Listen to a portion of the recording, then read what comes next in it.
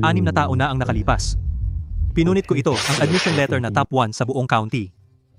Si Kuya Marco ay bibili ng bahay sa lungsod at ikakasal. Si Ate Sofia ay mag-aaral sa ibang bansa. Dahil gusto nilang umangat, magpapakatanga na lang ako para maging stepping stone nila. Paulo, Abala ka, magpahinga muna. Paulo, Tito, hindi na ako magpapaligoy-ligoy. ano ba talaga ang presyo ng baboy? Yung 30 kong matatabang baboy, ibebenta ko na ba ngayon o maghihintay pa? Tito Cruz, niluluwalhati ninyo ako. Nag-aalaga lang ako ng baboy. Paulo, tumigil ka sa pagpapanggap. 6 na taon na ang nakalipas. Top 1 ka sa county. Hindi ka nagkolehiyo, umuwi ka at kinuha mo yung baboyan na walang gustong tumanggap. Pinatagumpay mo ito, naging pinakamalaki sa bayan. Kung hindi mo alam ang presyo, walang ibang makakaalam dito. Tito Cruz, kung pinagkakatiwalaan ninyo ako, huwag muna kayong magbenta. May bagong polisiya ang probinsya, dodoble ang bilihan sa katapusan ng taon. Sa katapusan ng taon, ang presyo ng baboy ay tataas ng doble.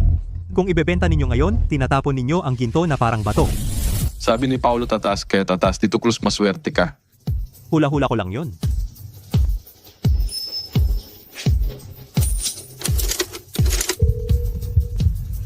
Paulo, kailan mo ba ako pakakasalan? Si Liqui sa kabilang barangay ay ikinasal. Ang pamilya ng lalaki ay nagbigay ng 800 piso bilang dote at may sewing machine pa. At ako? 3 taon na akong kasama mo. Wala ka man lang tiyak na sagot.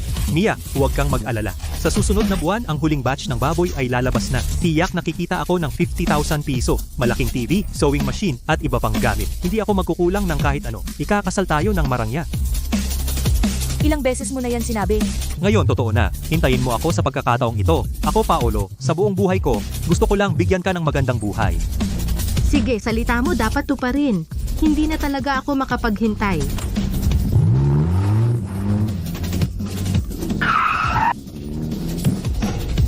Tay nanay, anong ginagawa ninyo? 5,000 ang mga baboy sa kulungan ay nagkakahalaga ng 50,000 at ang mga kagamitan sa kulungan. Binenta ninyo sa halagang 5,000? Ang Kuya Marco mo ay nakakita na ng bahay sa bayan. Kulang ng 3,000 piso para mabili. Si Ate Sofia ay kulang ng 2,000 piso para sa visa. Kung hindi ibebenta ang kulungan, saan kukuha ng pera? Pero hindi pwedeng ganito na lang ibenta. Sa pagtatapos ng taon, tataas ang presyo ng baboy. Ang batch na ito ay tiyak na makakapagbigay. Ikaw, walang utang na loob. Ang Kuya Marco mo ay supervisor sa bayan. Si Ate Sofia ay malapit ng mag-aral sa ibang bansa. Sila ang tunay na karangalan ng pamilya natin. Ikaw, isang tagapag-alaga ng baboy, isang magsasaka sa habang buhay. Ano naman kung magbigay ka sa kanila? Natural lang yon. Ang kulungan ng baboy na ito, ako lang ang nag-ayos. Mula sa gulo, sumuko ako sa college entrance exam.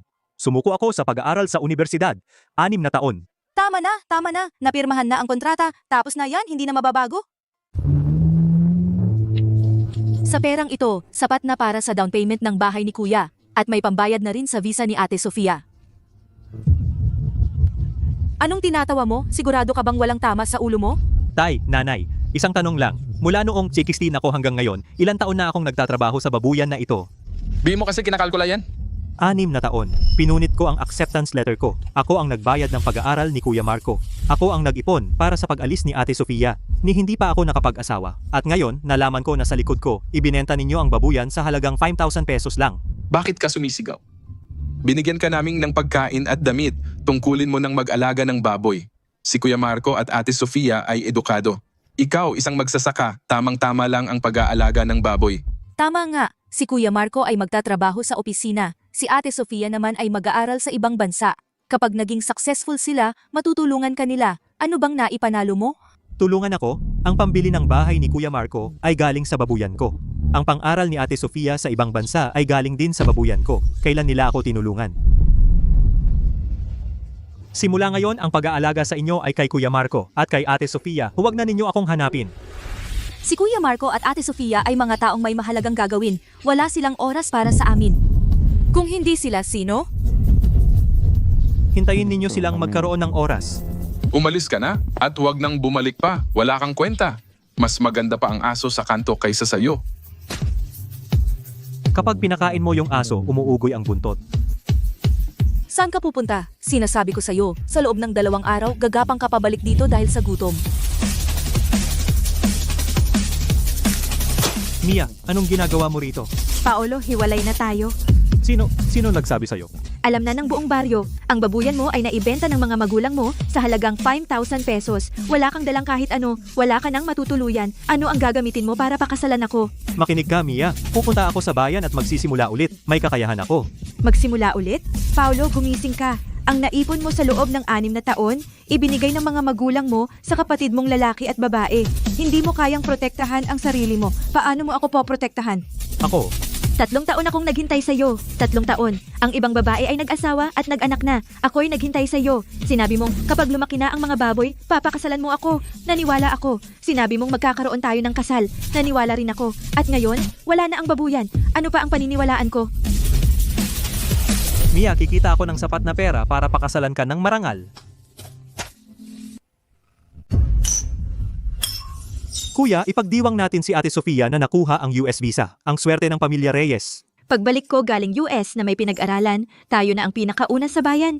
Oo naman. Mula ngayon, sasabihin ko sa lahat na ang hipag ko ay nag-aral sa ibang bansa. Anong amoy yan? Paolo, bakit ka nandito? Kuya, ibinenta na ni na tatay at nanay ang babuyan. Ako, Huwag ka munang pumasok. Ang bango ng dumi ng baboy. Bago lang itong damit ko. Masisira yan kapag naamoy. Kuya, Ate Sofia, may gusto akong pag-usapan sa inyo. Ano yon? Gusto kong magtayo ng maliit na negosyo sa bayan para magstay. Sapat na ang 100 piso. 100 piso? Araw-araw kang nagtatrabaho doon. Anong klaseng negosyo ang gagawin mo? Paolo, gising ka na ba ni hindi ka nakatapos ng high school? Ilang letra lang ang alam mo at sinasabi mong magnegosyo? Kuya, 100 piso babayaran ko. Bunso, alam mo ba kung magkano ang nagastos ko sa visa na to? Magkano? 2,000 na piso. Ang bahay ni kuya, 3,000 piso ang down payment. Saan ang galing ang pera na yan? Pinagbenta ni na tatay at nanay ang lahat. Ngayon, humihingi ka ng 100. Paano mo nasabing yan? Ate Sofia, ang pera na yun ay kinita ko sa pag-aalaga ng baboy. Kinita mo sa pag-aalaga ng baboy? Ang babuyan ay kay tatay at nanay. Anong kinalaman mo doon? Trabaho mo yun, dapat lang. Paolo, sinasabi ko sa'yo, Huwag kang magpaka-embaras sa bayan. Tingnan mo ang itsura mo. Nakatayo ka sa harap ng bahay ko. makita ng kapitbahay, saan ko ilalagay ang mukha ko? Bumalik ka na sa probinsya. Umuwi ka na. Umuwi para saan? Para alagaan sina tatay at nanay. Mahigit 20 taon kanilang pinalaki. Sino ang mag-aalaga kung hindi ikaw? Ako at si Ate Sofia nagtatrabaho para sa kinabukasan. Walang oras. Tama, may mga kamay at paa ka. Hindi ka mamamatay sa gutom kung magsasaka ka. Bakit kailangan mong pumunta sa lungsod? Wala kang 100 piso. Nakakahiya naman. Bunso, hindi sa hindi kita tinutulungan. Hindi ka talaga pang negosyo. Tanggapin mo na. Umuwi ka at magsaka. Maging praktikal. Mas maganda yon kaysa sa iba. 100 piso, papahiramin niyo ba ako? Hindi? Hindi. Umuwi ka sa amin! Sige. Itong 100 piso, tatandaan ko. Siya pa kaya magnegosyo sa susunod na buhay pa? Putik, gobyerno na naman ang sumira sa aking tindahan. Wala na naman akong makain ngayong gabi. Uy pare, gusto mong kumain? Hala, param. Natutulog ka rin ba sa ilalim ng tulay? Sa damit mo parang nag-aalaga ka ng baboy. Dati oo. Ah, mas malala ka pa sa akin. Ako man ay may isang kahon ng kaset na pwedeng ibenta. Ikaw? Bukas, magtatayo ako ng tindahan sa gitna ng bayan. Maglalagay ng pwesto. Pwesto? Anong ibebenta mo? Pritong pork chop. Pork chop? Ikaw? May pera ka ba? Wala, pero may kakayahan ako. Pwede ba kitain ang kakayahan? Magkano mo binebenta ang isang kaset? 2 piso. Magkano ang puhunan? 80 sentimo. Ilang kaset ang naibebenta mo sa isang araw? Kapag maganda, 20 kaset. Kapag hindi maganda, wala kahit isang kaset. Saan ang pwesto mo? Sa eskinita sa likod ng Pamilihan Sentral. Kaya pala hindi kumikita. Sa likod ng Pamilihan Sentral, ang dinadaanan ay mga mamamakyaw. Ang mga bulsa nila ay, May daladalang libo-libong piso para sa paninda. sino ang hihinto? Upang bumili ng iyong kaset ng 2 piso. Ah, saan ba ako dapat pumunta? Sa harap ng sinehan. Pagkatapos ng huling palabas, lalabas ang mga kabataan na yakap-yakap ang kanilang mga kasintahan. Ang isip nila ay puno ng mga kanta mula sa pelikula. Sa oras na iyon, lalapit ka at sisigaw ng original soundtrack. 2 piso isang kaset. Maniniwala ka ba na sa isang gabi makakabenta ka ng 50 kaset? Ako, paano mo nalaman ang mga ito? Ito ang tinatawag na targeted marketing. Ibenta ang produkto sa mga taong pinakagusto nito. Targeted marketing. Kuya Paulo, ulitin mo nga. Bukas, nasa tawiran sa gitna ng bayan. Magtitinda ako ng pork chop. Ang pwestong ito sa umaga ay dumadaan ang mga namamalengke, sa tanghali ay galing sa pabrika, sa gabi ay mga naglalako sa palengke. 3 alon ng tao. Lahat sa iisang pwesto. Wala pang 6 na buwan, lahat ng tao sa bayan ay pipila para sa aking pork chop. Seryoso ka? Ako, si Paulo Reyes, sa buong buhay ko, gagawin kong ako ang numero 1 pork chop sa buong bansa. Si Kuya Marco at Ate Sofia ay hindi ako pinapansin. Akala nila isa lang akong walang pinag-aralan.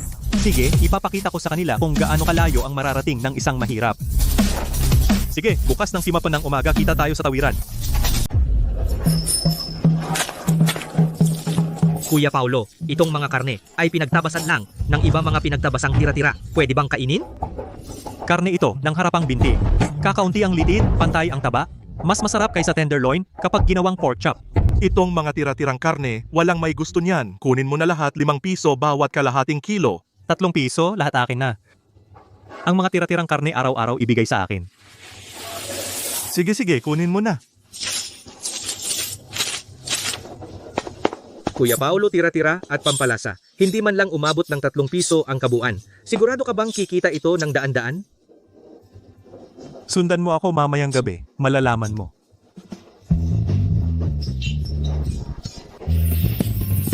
Kuya Paulo, napakalayo ng lugar na ito. Lahat ng tao pumupunta sa malalaking restaurant doon. Sino naman ang maglalakad papunta sa liblib na lugar na ito? Mataba, tandaan mo ito sa negosyo. Ang mabangong alak, hindi natatakot sa malalim na eskinita. Ngayong gabi, manood ka lang. Dito?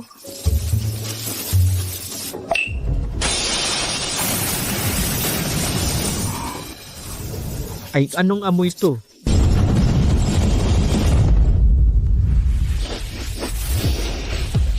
Ang bango naman ng amoy na ito, parang galing sa eskinita doon. Nalumutan?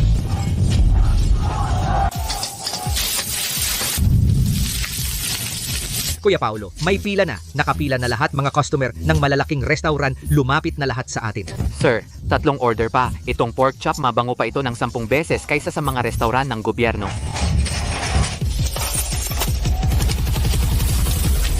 Kuya Paulo, 327 piso. Isang gabi, 327 dati, nagbebenta ako ng cassette tapes. Sa isang taon, hindi ko naaabot ang halagang yan. Simula pa lang ito, bukas, doblehin natin ang pwesto.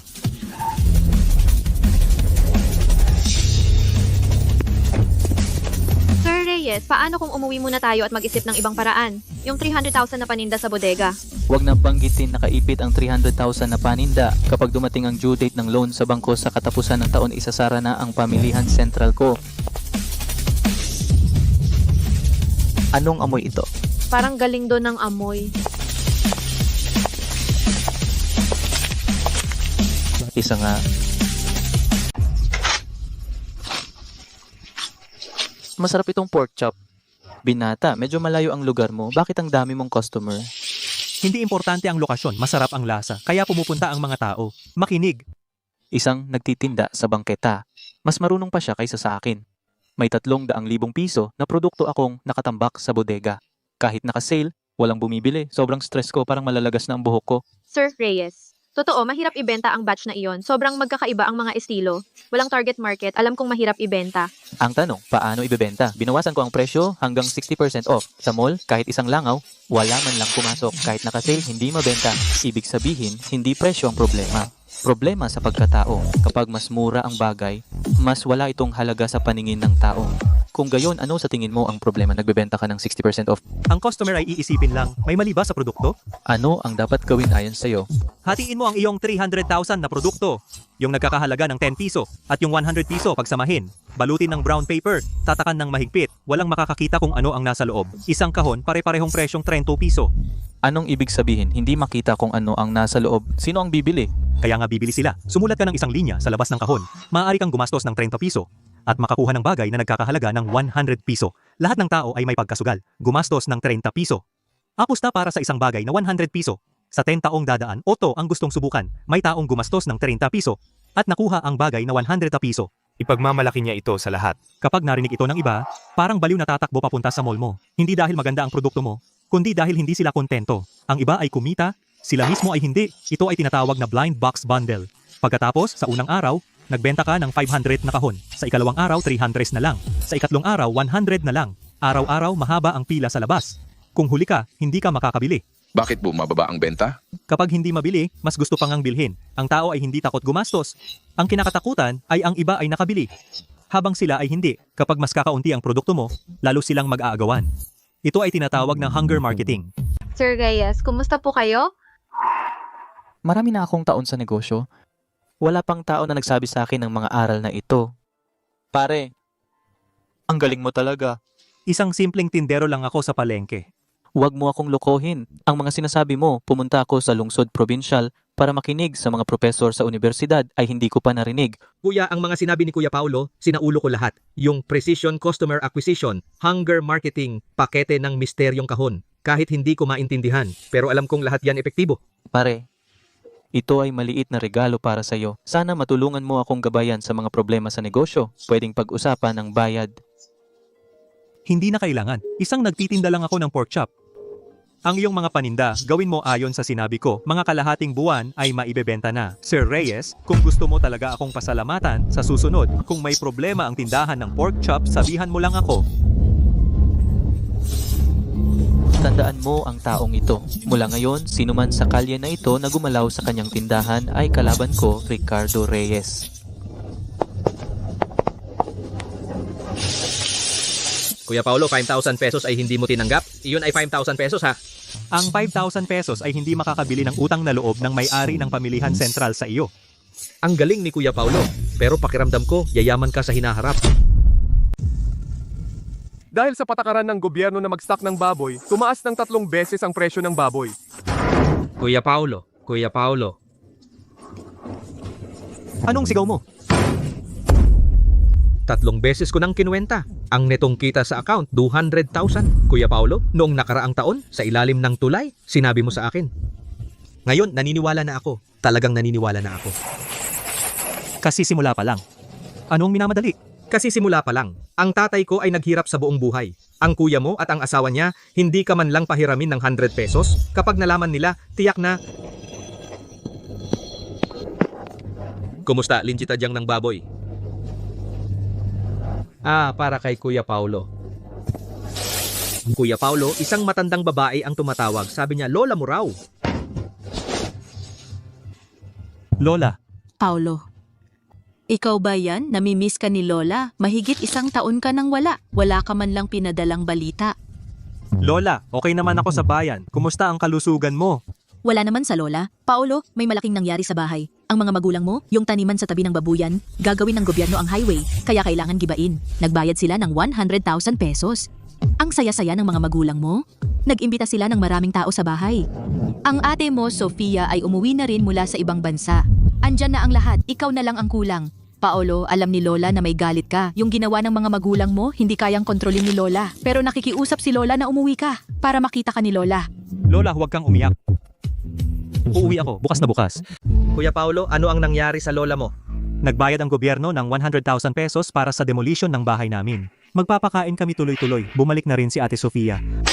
Bakit ka babalik? May pera na sila. Anong kinalaman mo doon? Noong una, binenta mo sa akin ang babuyan mo ng 5,000. Noong hindi ka nagpahiram ng kahit 110 piso, bakit hindi ka nila naalala? Hindi para sa kanila to. Namiss ako ng lola ko. Mataba, pumunta ka sa bangko at kunin ang 200,000 sa account. Ilabas mo lahat, i-convert sa cash. Kunin lahat ng 200,000 na cash. Kuya Paulo, anong gagawin mo? Ilagay mo dito sa loob. Baliw ka na, ilalagay mo ang 200,000 sa sako? Noong una, lumabas ako dala ang sako na ito. Wala akong pera sa bulsa. Sinabi ng tatay ko na mas mabuti pa ang aso sa kanto kaysa sa akin. Sinabi ng nanay ko na hindi aabot ng 2 araw, gagapang ako pabalik. Babalik ako dala ang sako na ito. Kapag nakita nila ang sako, iisipin nila na mahirap ang kalagayan ko. Bumalik akong talunan. At saka? At saka, kapag natawa na sila ng sapat at nag-enjoy na, buksan nila at tingnan kung ano ang laman ng sako. Kuya Paulo, kukunin ko na ang pera. Ngayon na. Tara kumain at uminom kayo ng busog. Nagtatayo ang gobyerno ng expressway. Yung lote namin, may bayad na 100,000 pesos. Yumaman ang pamilya Lin. Ano ba yan? Ang panganay kong anak ay supervisor sa bayan, ang pangalawang anak kong babae ay galing sa Amerika, ang magandang panahon ng pamilya Linasa hinaharap pa. Mga tito, tita, sa totoo lang si Sir Reyes ng Pamilihan Sentral sa bayan, narinig na ninyo si Ricardo Reyes. Siya ang pinakamayaman sa bayan. Sobrang malapit ako kay Sir Reyes. Noong isang linggo, inanyayahan niya ako sa tsa. Sabi niya gusto niyang makipagtulungan sa malaking proyekto simula ngayon. Ang pamilya Lin sa bayan ay parang hari na. Ang Mr. Kong si Lin malapit ng maging kasosyo ni Sir Reyes kapag naipanganak na ang bata. Tutuloy kami sa loob ng school zone. Kuya, yung sayo ay maliit na negosyo. Ang pinag-aralan ko sa Amerika ay international na kalakalan. Kapag nakuha ko na ang degree at bumalik ang negosyo ng pamilya, kailangan umabot sa buong probinsya. Ang pamilya Lin ay may 2 magaling. Sayang, sa 3 anak may isang walang kwenta, yung pangatlo. Noong araw ayaw talagang mag-aral, gusto talagang mag-alaga ng baboy. Pagkatapos ibenta ang babuyan, pumunta sa bayan para mag-ihaw. Balita ko, nagtitinda siya ng ihaw sa tabi ng kalsada para siyang pulubi. Chiki ma, huwag na ninyo siyang banggitin, nakakahiya. Nakita ko siya minsan sa bayan amoy mantika at usok. Nahiya akong kilalanin siya. Isang nag-iihaw, anong mapapala niya? Yan na ang buhay niya.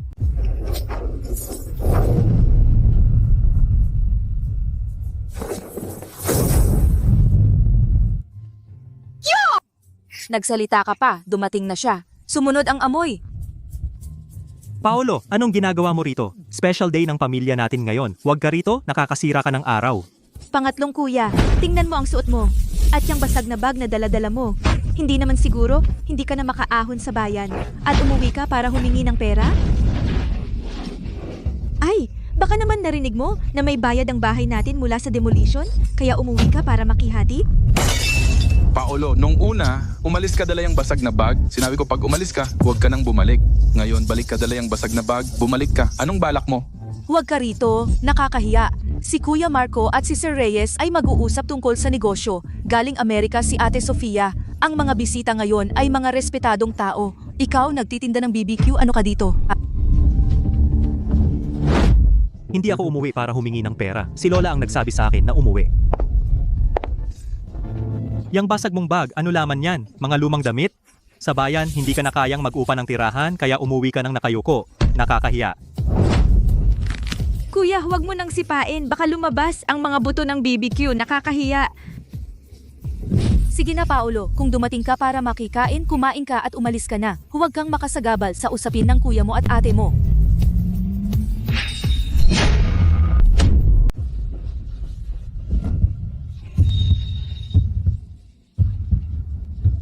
Dahil nandito kayong lahat ngayong araw na ito, ayusin na natin ang mga kwenta. Anong kwenta ang gusto mong ayusin? Anong kwenta ang mayroon ka para ayusin? 6 na taon na ang nakalipas. Ako ang number 1 sa buong probinsya. Noong dumating ang acceptance letter sa bahay, sabi ng mga magulang ko, hindi kayang pag-aralin ang 3. Ang panganay ay bibili ng bahay. Ang pangalawa ay mag-a-abroad. Ikaw, magaling ka sa pag-aaral. Pwede ka pang mag-exam sa susunod. Naniwala ako. Mula noong araw na iyon, kinupkop ko ang babuyan na walang gustong kunin. Nagsumikap ako ng 6 na taon, umaga hanggang gabi. Ang 3,000 para sa bahay ni kuya ako ang naglabas. Ang 2,000 para sa visa ni ate ako ang naglabas. Hindi ako gumastos ng kahit isang piso mula sa pamilya. Ako pa ang nagdagdag. Ang babuyan ay lupa ng mga magulang mo. Hindi ba dapat mong trabaho iyon? Dapat nga, nung nakaraang taon, nang hindi ko alam, ibinebenta ninyo ang babuyan na nagkakahalaga ng 50,000 sa halagang 20,000 sa buli ng baryo. Dapat nga, pinalayas niya ako. Dapat nga natulog ako sa ilalim ng tulay kumain ng malamig na tinapay. Naghahanap ng tirang karne sa basurahan. Noong kumikita ako ng piso-piso, sino sa inyo ang nagtanong sa akin? Ngayon ang pamilya ay nabayaran ng 100,000 dahil sa demolition. Naghanda ng handaan para sa buong baryo. Ako? Ang balita ay si Lola ang tumawag ng palihim para sabihin sa akin. Iniingatan ninyo ako na parang magnanakaw. Ikaw nagtitinda ng barbecue, anong dapat ipaalam sa iyo? Kasunduang pagputol ng ugnayan, itim at puti. Mula ngayon, hiwalay na ang daan. Ang pera mula sa demolisyon ninyo, wala akong kukunin kahit piso. Ang buhay o kamatayan ko, Paolo, wala nang kinalaman sa inyo. Lumalaban ka na, putulin mo ang ugnayan, walang utang na loob, hayop ka. Tigil.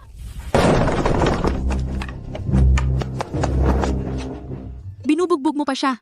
Ilang beses mo na siyang pinalo. Ang perang kinita ni Paulo sa loob ng 6 na taon.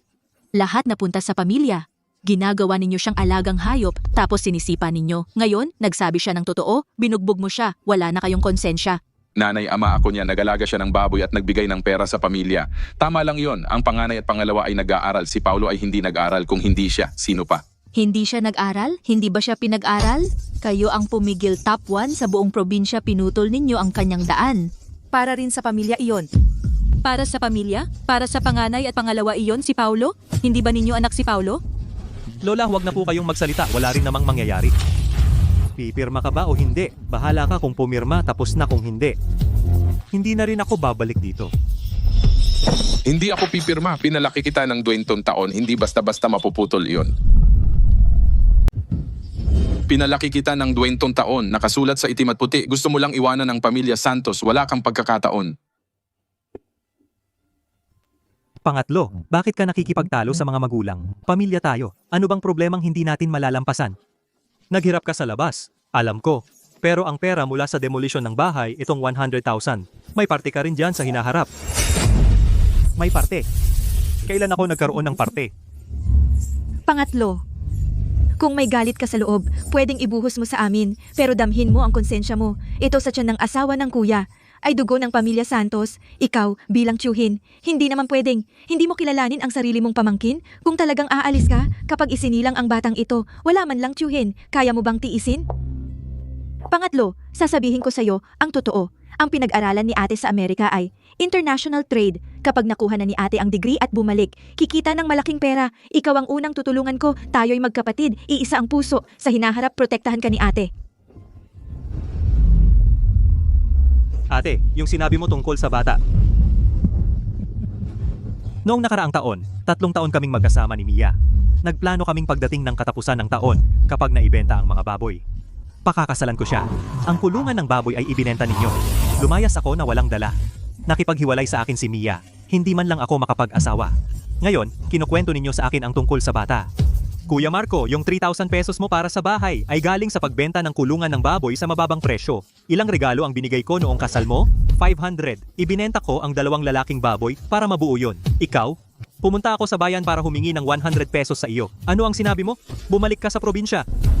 Noong panahong iyon, naghihigpit ako sa pera. Ate Sofia, yung 2,000 pesos mo para sa visa, galing din sa pagbenta ng kulungan ng baboy. Alam mo ba, ilang beses na tumaas ang presyo ng baboy ngayon? Bago ka umalis papuntang ibang bansa, sinabi mo sa akin, hintayin mo, kapag yumaman na si ate, tutulungan kita. Mahigit 1 taon kang wala.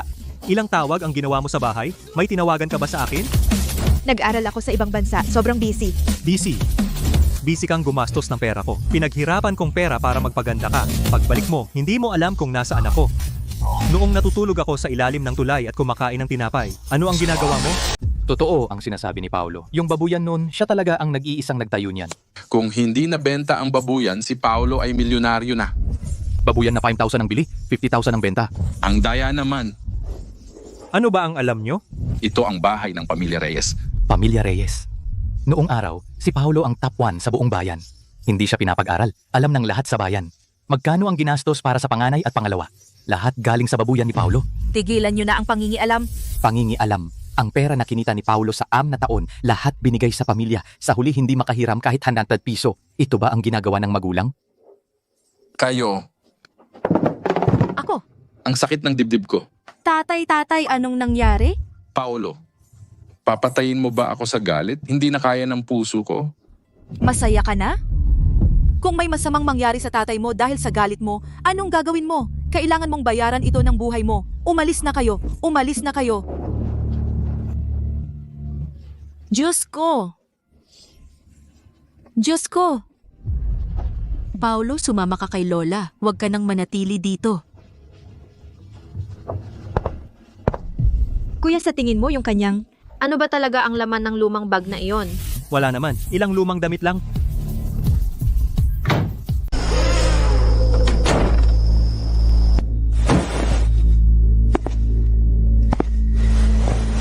Nagpayat ka, Paulo. Naghirap ka sa labas.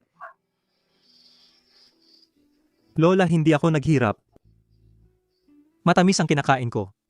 Matigas ang ulo mo simula bata ka pa. Gaya ng lolo mo, sabihin mo sa akin ang totoo. Ano ba talaga ang ginagawa mo sa bayan? Lola, tingnan nyo ito.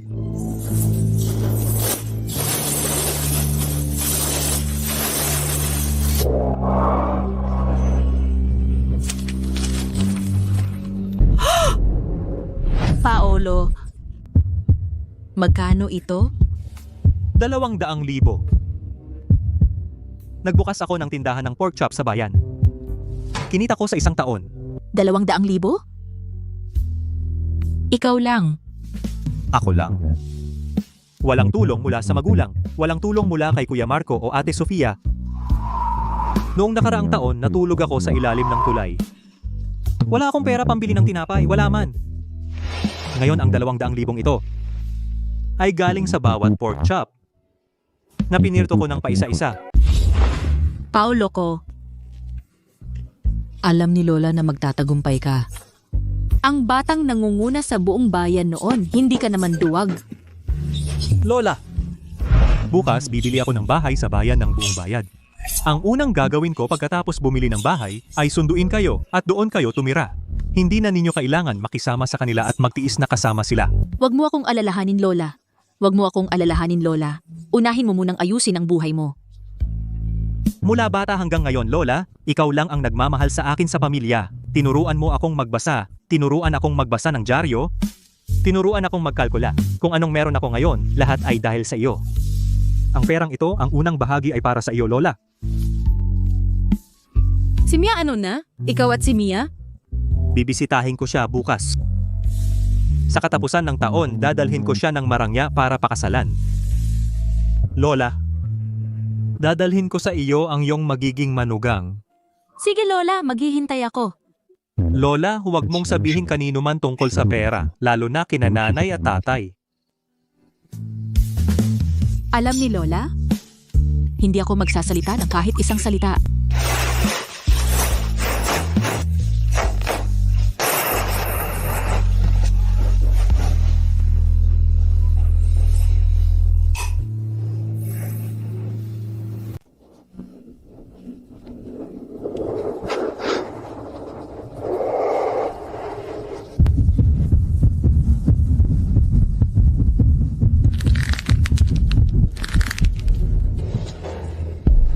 ₱200,000 pera. Bastardo, nagkapera sa labas. Walang binigay sa pamilya, itinago lahat. Kinita ito ng anak ko. Ang pera ng anak ko ay pera ko. Yung bahay na tinitignan ni Marco sa bayan, kulang ng ₱200,000 para mabayaran. Kinuha ko ang perang ito para sa kanya.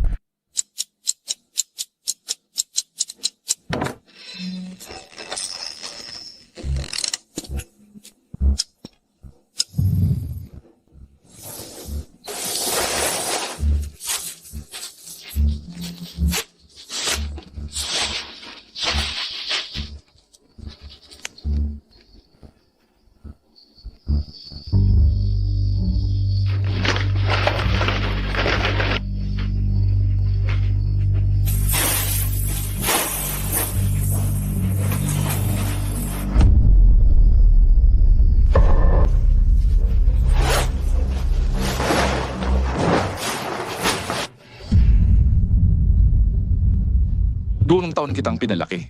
Ang pera mo ay akin. Si Marco ay kulang ng ₱200,000 para sa bahay. Akin na ang perang ito. Ikaw na nagtitinda ng barbecue lang? Gusto mo pa bumili ng bahay at mag-asawa? Panaginip ka na lang.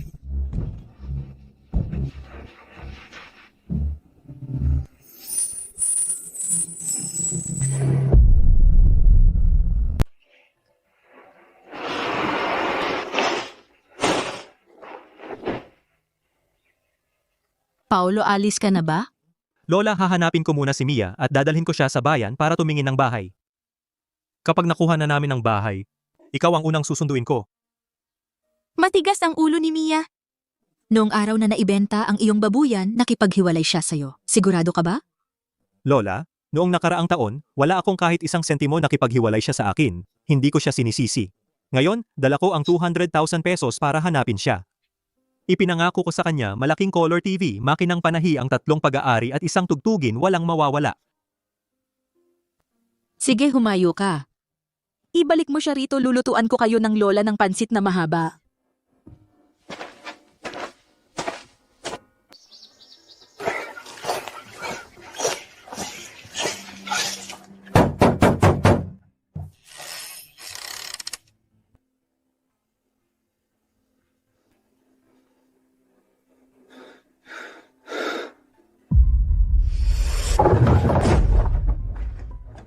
Mia, pakinggan mo lang ako sandali.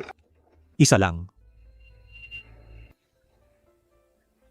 Paulo, wala na tayong dapat pag-usapan. Ang demolition ng bahay ninyo ay nagbigay ng 100,000 pesos. Nagdaos ang magulang mo ng handaan inimbitahan ang buong baryo. Ikaw ay wala kahit saan. Ang 100,000 pesos na iyon walang kinalaman sa'yo. Ano ang gagamitin mo para pakasalan ako? Ang 100,000 na iyon ay sa kanila. May sarili akong pera. Ang pera mo? Nagbenta ka ng barbecue sa bayan, magkano lang ang naipon mo? Mia, nagbukas ako ng pork chop shop sa bayan. Sa loob ng bag na ito, may 200,000 pesos na cash. Ngayon, dadalhin kita sa bayan, bibili tayo ng bahay na cash, ang malaking color TV na gusto mo. Makinang panahi at yung 4 na bagay. Wala akong makakalimutan ni isa, ihahanda ko lahat para sa'yo.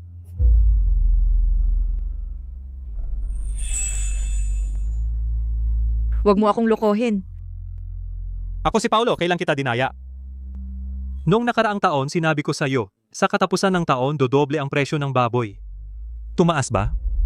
Alin sa mga sinabi ko ang hindi natupad? Talaga?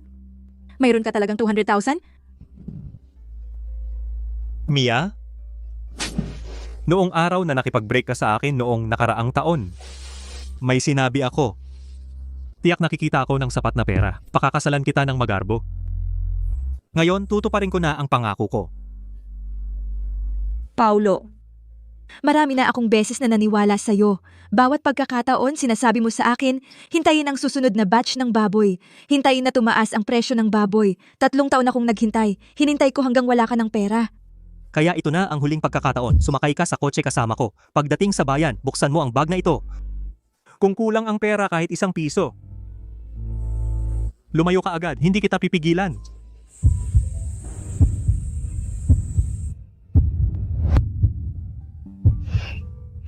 Sige. Maniniwala ako sa'yo sa huling pagkakataong ito.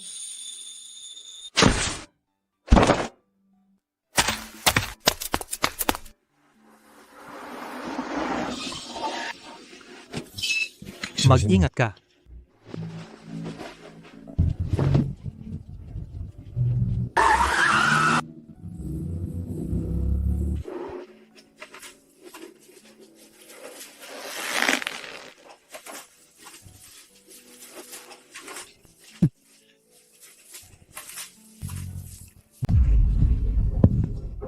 Kuya Marco, naligaw ka ba? Yung katabi junk shop.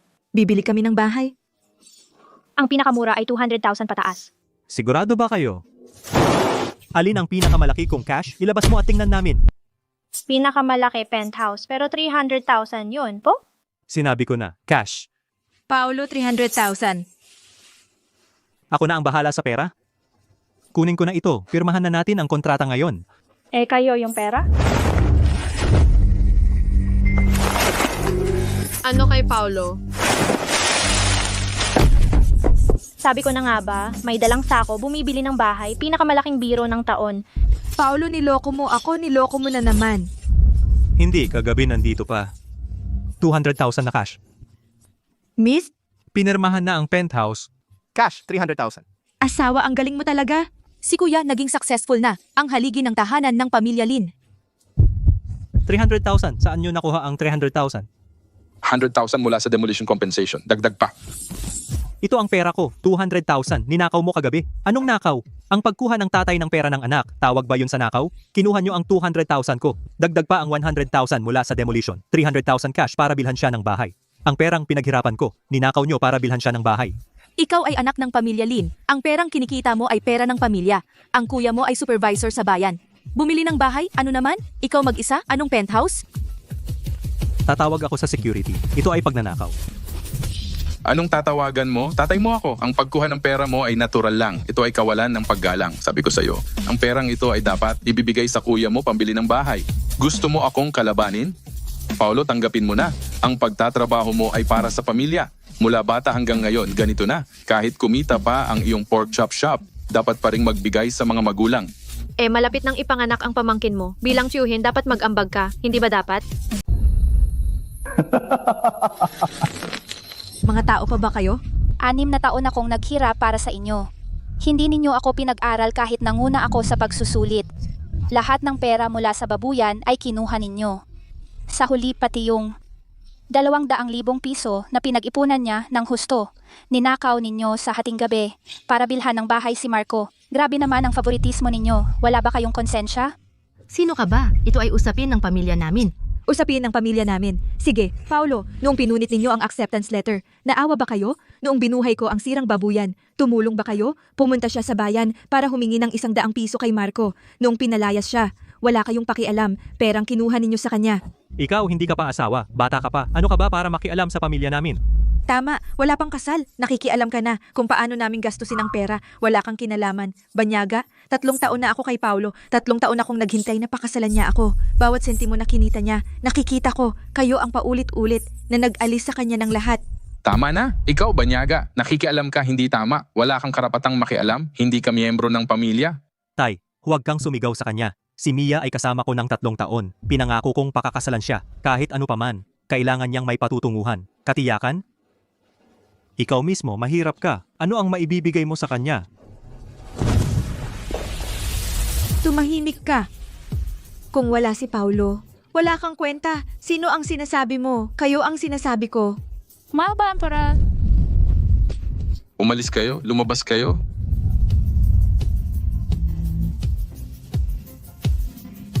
Paulo, nakita mo ba? Ninakaw ng tatay mo ang pera mo. Inagaw ng kuya mo ang bahay mo. Hindi ka nangahas kumilos. Sinaktan ka nila. Sinigawan ka. Tatayo ka lang at titiisin. Mabait ka sa lahat. Pero sa sarili mo, wala kang awa. Hindi na ako makapaghintay, Paulo. Hindi na talaga ako makapaghintay? Mia, maniwala ka sa akin. Kaya kong kumita ng pera. Naniniwala akong kaya mong kumita. Pero ang pamilya mo ay walang katapusang butas. Kahit kumita ka ng 10 milyon, hanggat anak ka pa nila, gagawin nila ang lahat para ubusin ka. Ayaw ko sa natitirang buhay ko. Araw-araw na mag-ingat sa kanila. Hindi ko man lang siya maprotektahan. May naitago ka pa, Tay. Ngayon, pipirma ka nito o pupunta na ako ngayon sa pulisya para magsampa ng kaso. 20,000. Pag nanakaw, sapat na para mahatulan ka ng 3 taon o higit pa. Binabantaan mo ako, ama mo ako. Ang tatay na nagnakaw ng pera ng anak niya sa gabi, pinagpalit sa dyaryo at mga bato. Iyan ba ang ginagawa ng isang tunay na ama? Paulo, nababaliw ka na ba? Tatay mo yan, magsusumbong ka? Ano na lang ang iisipin ng buong baryo sa iyo? Kung makulong ang tatay mo, magiging tao ka pa ba? Kapag nalaman iyan ng lola mo, mamamatay yata sa galit. Lola, kailan ba kayo nagmalasakit sa lola? Lola, magsalita ka para sa akin. Sino sa inyo ang nakinig? Paulo, alam ni nanay na humihingi ako ng tawad sa iyo. Pero isipin mo, ang bahay na binili ng kuya mo para rin sa pamilya ito. Malapit nang ipanganak ang pamangkin mo. Hindi naman pwedeng walang matirahan ang bata, di ba? Tito ka na, may loob ka bang tiisin sila? Oo. Nung natulog ako sa ilalim ng tulay, sino naman ang naawa sa akin? Wala naman tayong magagawa noon eh. Malaki ang gastos sa pag-aaral ng kuya at ate mo. Mahihirap tayo. Mahirap? Kumita ako ng 20,000, ninakaw ninyo para pambili ng bahay. Ang mahirap ay ako. Ang kahirapan na sinasabi ninyo ay palaging para sa akin. Itago muna natin to. Kung magsumbong tayo sa pulis, hindi natin maililigtas ang bahay na ito. Bunso, pasensya na, nagalit ako kanina. Humihingi ako ng tawad sa iyo. Isang pamilya naman tayo. Umupo muna tayo at pag-usapan. Huwag kang magsumbong agad sa pulis at putulin ang ugnayan. Nakakahiya naman kung marinig ng iba. Pwede kong ilagay ang pangalan mo sa titulo ng bahay. Paghatian natin, okay lang ba? Ilagay ang pangalan ko. Ano yung sinasabi mo? Ganyan ka ba makipag-usap sa kuya mo? 300,000 ang bahay na ito. 200,000 ang pera ko. Biyaya ba yan? Ano ang gusto mong gawin? Pirmahan ang kasunduan ng paghihiwalay. Simula ngayon, wala na akong pakialam sa inyo.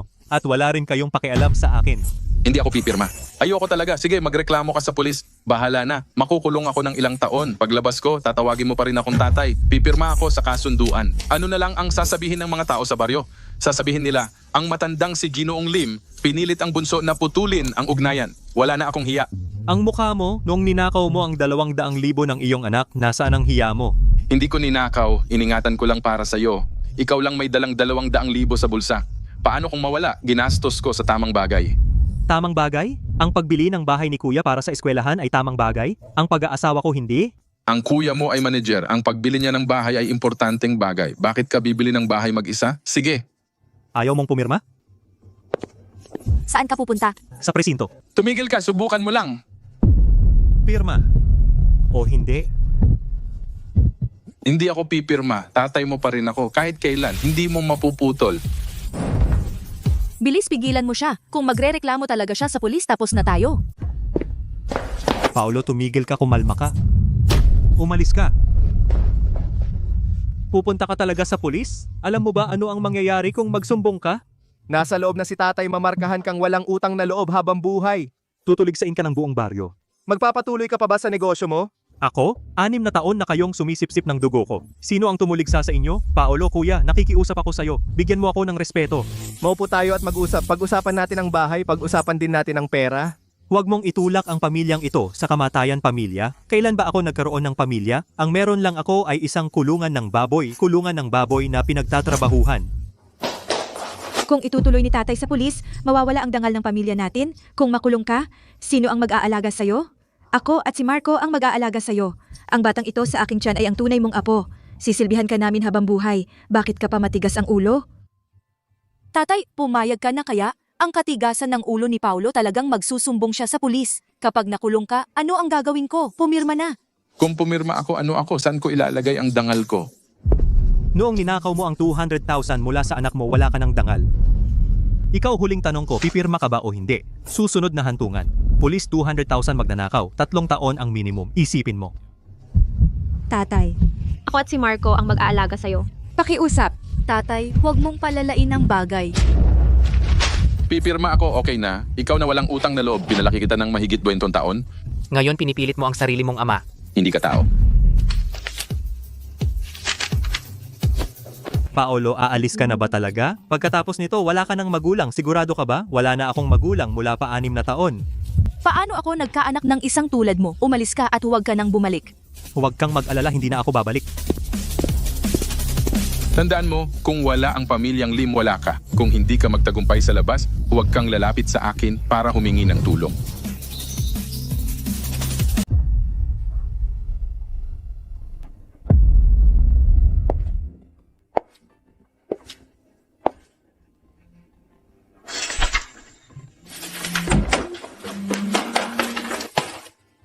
Kuya Paulo, lumabas na ang financial report noong nakaraang buwan. Ang ating Grupo Lin ay kumalat na sa buong probinsya. Ang logistics line ng grupo sa buong bansa ay magiging fully operational na rin. Ang liquid funds sa account ay ganito kalaki. 50 million. Alam ko na. Kuya Paulo, ang cool mo naman.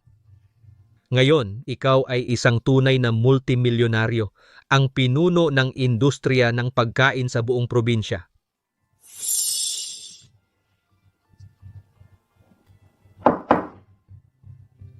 Tigilan mo na ang pagyayabang. Mahirap ang nationwide logistics line. Kailangan mong ipagawa kay Sir Reyes na magtalaga ng isang maaasahang tao. Hindi pwedeng mag-fail. Sige, gets ko. Anong petsa bukas? Ika-atin ng Disyembre sa lunar calendar. Ano yon? 80th birthday ni Lola. Naku! Nakalimutan ko. Kuya Paulo, ano ang gagawin natin? Ngayon, mag-aayos na ako ng convoy. Ang pinakamagandang handaan. Hindi kailangan ng ganyan kalaking paghahanda. Ikaw, dalhin mo ang convoy sa bayan. Tumambay lang sa lodging house. Ako na lang ang uuwi. Mag-isa ka? Kuya Paulo, ngayon ikaw ang nangunguna sa industriya ng pagkain sa buong bansa. Umuwi sa baryo, mag-isa kang mag-tricycle, ano kaya ang iisipin ng mga tao? Tricycle lang. Kuya Paulo, ganyan ka na naman.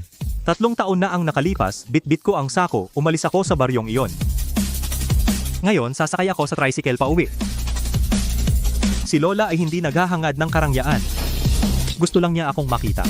Paano kung makasalubong mo ang tatay at nanay mo at ang Kuya Marco mo?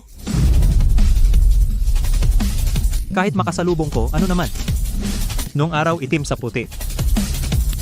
Sila ay sila, ako ay ako. Umuwi ako para sa isang tao lang. Sige, hihintayin kita sa bayan kasama ang mga tao. Kuya Paulo, tawag mo lang, andito ako agad.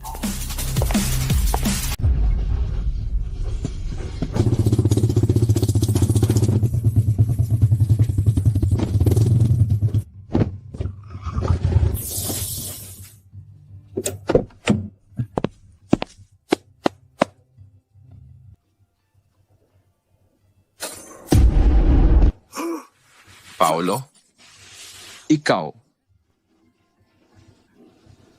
Tito Cruz, 3 taon tayong hindi nagkita. doble na ang laki ng tindahan nyo.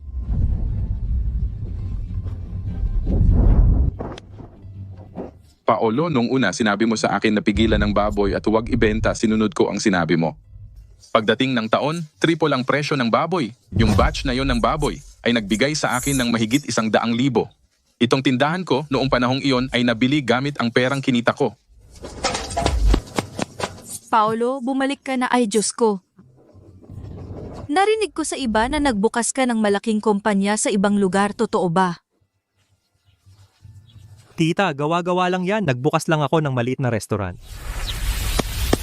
Maliit na kainan. Nagpapanggap ka pa sa akin, Paolo. Noong araw, nakaupo ka sa harap ng pintuan ng tindahan ko, nagbabasa ng lumang dyaryo at nagsusuri ng presyo ng baboy. Alam ko na ang batang ito ay hindi basta-basta. Paolo, ilang araw ka mananatili ngayong pagbalik mo? Ang lola mo ay palagi kang nababanggit araw-araw. Sa bawat tao, sinasabi niyang may magandang kinabukasan ang apo niya. Ngayon, ika-80 kaarawan ni Lola bumalik ako para ipagdiwang ang kanyang kaarawan. Mabuti, mabuti. Ang lola mo ay naghihintay sa araw na ito sa loob ng 3 taon.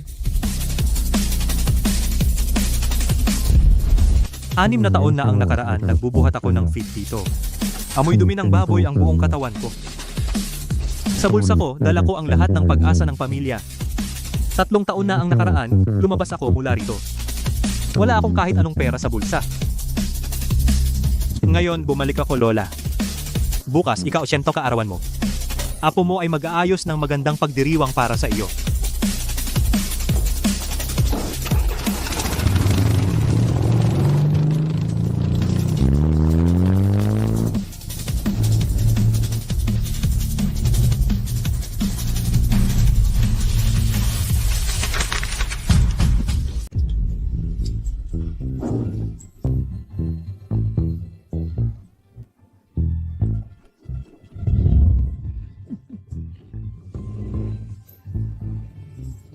Manglin, narinig ko si Marco lumipat na sa lungsod probinsyal? Oo naman, ang pamilihan sentral ng Ginoong Reyes lumipat sa lungsod probinsyal. Sumunod si Marco, bumili siya ng malaking bahay sa lungsod probinsyal. Mahigit 100 square meters, tatay. Yung 100 square meters, luma na yon. Yung tinitirhan ko ngayon, 240 square meters na mansyon na Tanawang Ilog. Sa gitna ng lungsod probinsyal, lumabas ka lang, CBD na. Itong mansion na Tanawang Ilog, narinig ko mahigit 3 milyon pesos isa. Binayaran mo ng buo? Nag-loan din.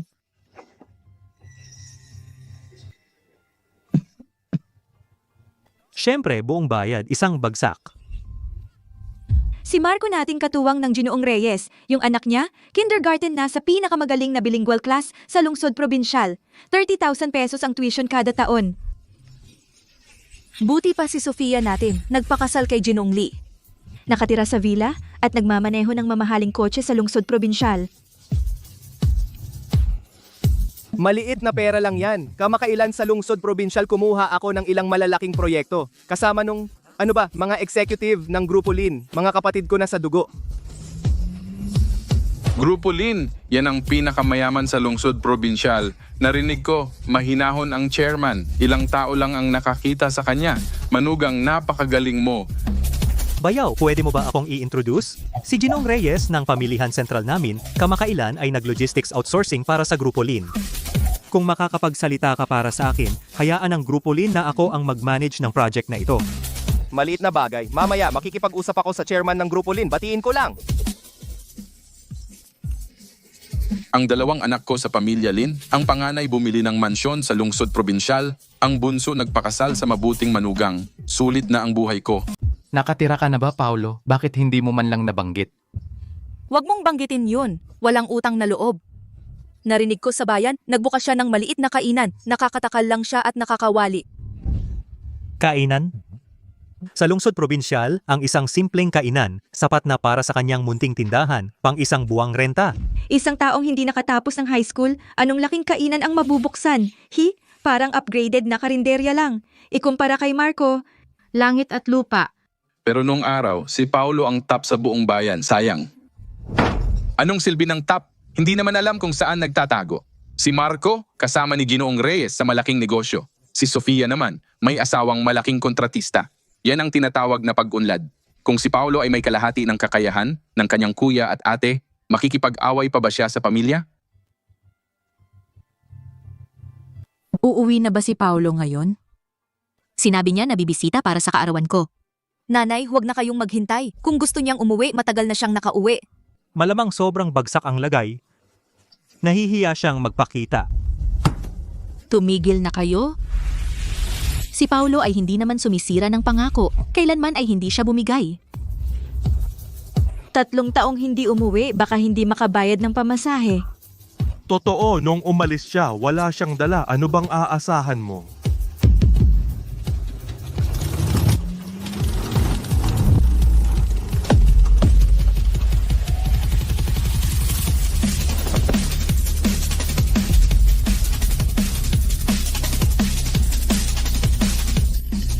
Paolo!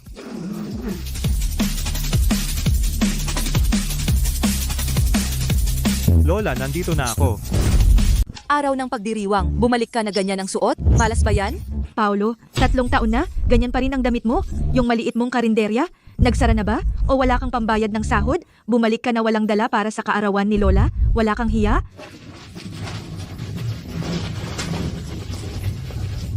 Maligayang kaarawan, Lola.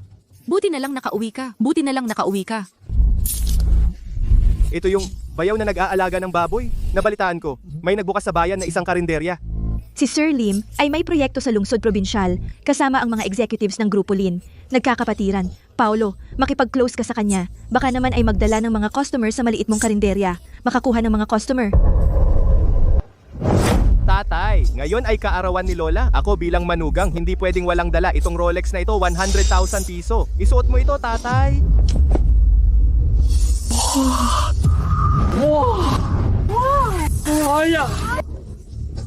Rolex na 100,000, regalo ng manugang ko. Maganda ang napangasawa ni Sofia. Sabi ko nga maganda ang napangasawa ni Sofia. Si Sir Lim, napakabukas palad. Si David napakabait. Kapag isinuot mo ito, sa buong bayan lahat ay hahanga sa iyo. Ang manugang ng pamilyang Lin ay mahusay. Nakita mo ba? Ito ang tawag ng pagmamahal, 100,000. Ikaw, anong dala mo para kay Lola?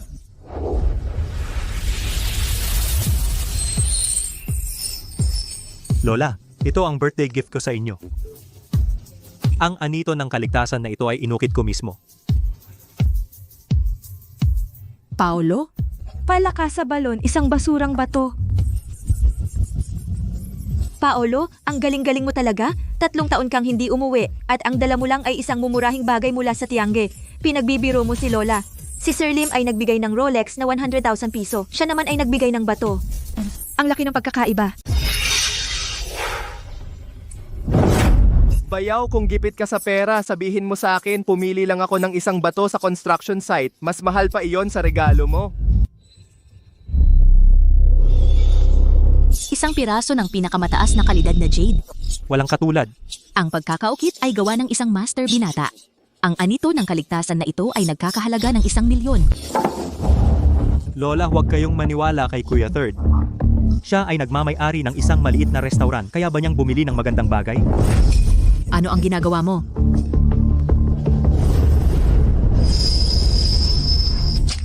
Basura mula sa palengke, isuot mo pa sa leeg mo. Nakakatawa. Walang hiya ka, ang aking jade ibinigay ni Paolo sa akin. Ito ay inukit mismo ni Paolo para sa akin, bakit mo itinapon? Nanay, isang basurang bato lang iyan, kailangan ba? Si Kuya Lee ang regalo niya ay isang Rolex na nagkakahalaga ng 100,000. Sige. Isang peking produkto, tigilan mo na. Paolo, kung wala kang pera, huwag kang magpanggap na mayaman, nakakahiya ka. Tingnan mo, sabi ko na nga ba, nagpapanggap lang siya, 3 taon na, at hindi man lang siya makabili ng disenteng regalo, hindi kayang bilhin. Tay, huwag kayong mag-alala. Meron naman kaming ni Sofia yung tao na iyon. Umuwi ka na at magluto, huwag ka nang magpahiya dito.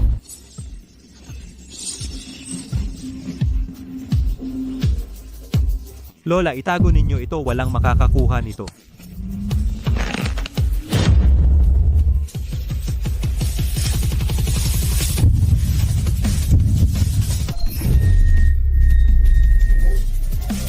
Dahil nandito lahat ngayon. Si Sofia at ako ay may magandang balita na iaanunsyo.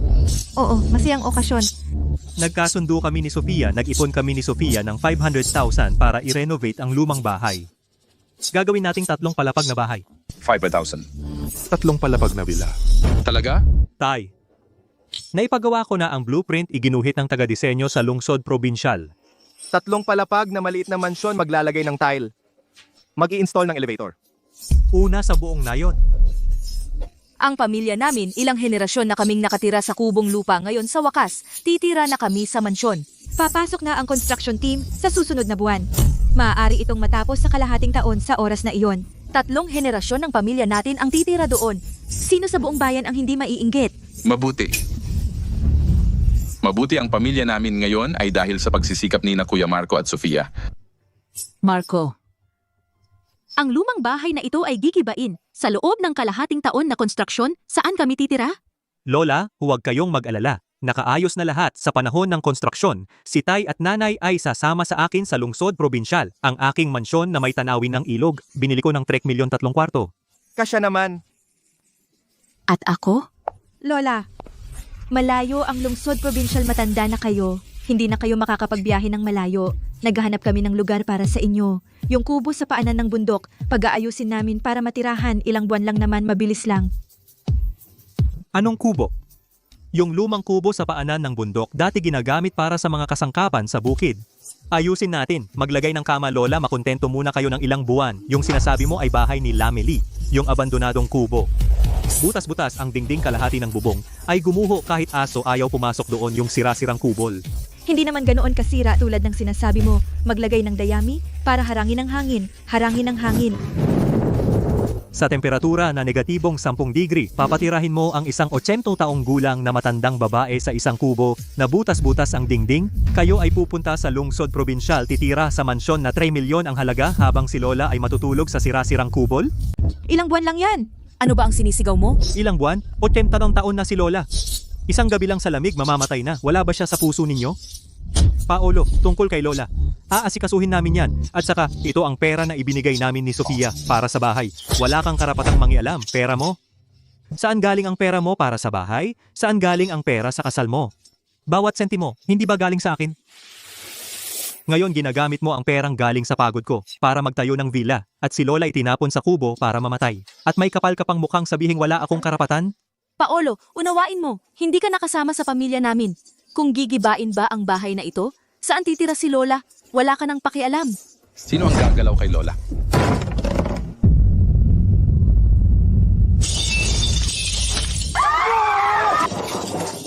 Baliw ka ba? Binaligtad mo ang mesa ko. Sina tatay at nanay ay titira sa mansyon sa lungsod probinsyal. Si Lola naman ay nasa kubo at walang makain. Ito ba ang pagiging anak ninyo? Inalagaan ka ni Lola sa loob ng katantong taon. Matanda na siya at may sakit. Inilagay mo siya sa lumang kubo. Anak ba kayo o hayop? Ikaw ang hayop. Ikaw ay walang utang na loob. Noong una, iniwan mo ang pamilya. Ngayon, babalik ka. Nagpapanggap kang mabuting anak? Ang ayaw ko ay kayo. Kailan ko ba inayawan si Lola? Paolo, kung talagang mabuting anak ka, dalhin mo si Lola. Yung maliit mong karinderya, kaya mo bang buhayin? Tama. Ano ang silbi ng pagbabaligtad ng mesa? Kung kaya mo, maglabas ka ng pera. 500,000. Kaya mo bang maglabas? Tumahimik ka. Wala kang karapatang magsalita dito. Paolo, ngayon ay manggulo ka. Ito ay kaarawan ni Lola. Binaligtad mo ang mesa at sinira ang okasyon. Naisip mo ba si Lola? Ako ang may kasalanan kay Lola? Noong pinalayas ninyo si Lola sa kubo, tinanong ba ninyo kung may konsensya kayo? Tama na, huwag na kayo mag-away. Kubo ay kubo. Tutuloy ako? Huwag ninyong ipag-away si Paolo para sa akin. Huwag na kayo mag-away. Oy, patataon na akong nabubuhay. Ano ba ang hindi ko naranasan? Lola, hindi na kayo kailangan tumira doon. Walang sino man ang magpapatira sa inyo doon. Paolo, pagod na ako. Gusto kong magpahinga.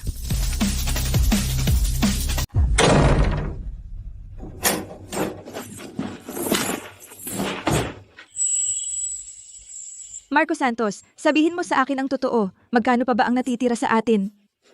Bakit mo itinatanong? Tingnan mo mismo, mortgage sa bahay, car loan. Sa kabuuan, utang natin sa bangko ay 2 milyon. Bawat buwan, kailangang magbayad ng higit 30,000 para sa utang. Magkano ba ang sweldo mo? Si Ginoong Reyes ay nagbibigay sa iyo ng 8,000. Bawasan mo ang boses mo. Maririnig sa labas. Wala akong pakialam. Kanina sa labas, nagpapakamaginoo ka. Yung bahay na binayaran ng buo, sabihin mo nga, saan galing ang pera? Iyon ay sa harap ng mga taga-bayan para magpakitang gilas. Magpakitang gilas? Nagpakitang gilas ka na. Ngayon kailangan mong maglabas ng 250,000 para magtayo ng villa. Sabihin mo sa akin kung saan kukunin ang 250,000 na yon. Nakausap ko si Sofia. Sila ni Ginoong Lim ay maglalabas ng 250,000. Ako naman ay maglalabas ng 250,000. Ano ang gagamitin mo? Ubus na ang credit cards? 30,000 na lang ang natitira sa ipon. Sa susunod na semestre ng anak mo, wala pang pambayad sa tuition at magtatayo ka pa ng villa? Bakit ka nagmamadali? Si Ginoong Reyes ngayong buwan, kakakuha lang ng Grupo Lin ng Nationwide Logistics Project. Gusto niya akong manguna, sapat na para makaahon tayo. Pangako na naman, ilang beses ka nang nangako? Iba ito, ang logistics project ng Grupo Lin ay may taunang kita na 10-10 milyon. Pumayag si Ginoong Reyes, kung gagalingan ko, itataas agad ako bilang Vice President. Sa oras na iyon, ang taunang sahod ay 500,000 pataas. Ang utang na ito, wala iyon. Paano kung hindi kanya papayagan na mamahala sa proyektong ito? Imposible. At saka, hindi mo ba sinabi kanina na ang executives ng Grupo Lin ay parang kapatid mo? Kung pareho tayong magsisikap, siguradong makukuha ang proyektong ito. Pag-isipan mong mabuti. Kung ang 250,000 ay masayang, ang pamilya natin ay tuluyang mawawasak. Hindi mawawasak. Sumunod ka sa akin, kailan ba kita pinabayaan? Lola, kumain ka ng lugaw. Paolo, hindi na ako makakain, Paolo. Lola, bukas dadalhin na kita sa lungsod probinsyal. May bahay ako sa lungsod probinsyal. Isang malaking kondo, nakaharap sa timog. Sa balkonahe, pwedeng magpa-araw. Kukuha ako ng pinakamahusay na yaya para alagaan ka. Hindi ka na magtitiis dito. Paolo, huwag kang makipag-away para sa akin. Kanina sa bakuran binaligtad mo ang mesa, hindi ka nila pababayaan. Lola, hindi ako takot sa kanila. May kakayahan na ako ngayon, walang makakapangapi sa iyo. Paolo, pabigat na ako sa iyo, Paolo. Ano ang sinasabi mo? Hindi ako pinapansin ng mga magulang ko. Ikaw ang nagturo sa akin magbasa. Tinuruan mo akong magbasa ng dyaryo. Tinuruan mo akong magbilang. Kung wala ka, hindi ako magiging ganito. Lola, sa buong buhay ko, ikaw ang pinaka nagsisisi ako. Nakikita ko ang pagtatangi ng mga magulang mo. Wala akong magawa. Noong araw na pinunit mo ang acceptance letter, umiyak ako sa kwarto buong gabi. Wala akong silbi. Hindi kita maprotektahan. Lola, nakaraan na yon. Mula ngayon, ako na ang bahala sa iyo. Bukas ng umaga, dadalhin na kita. Lola, gusto ko munang magpahinga. Matulog ka. Paggising mo bukas, nandito ako. Paolo, ang tanging hangad ko ay ang iyong kabutihan. Kung ikaw ay mabuti, masaya na ako.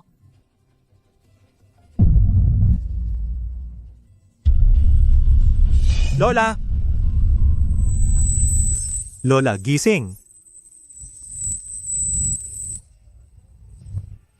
Sabi mo, hintayin mo akong dalhin ka sa lungsod probinsyal. Lola, imulat mo ang iyong mga mata at tingnan mo ako.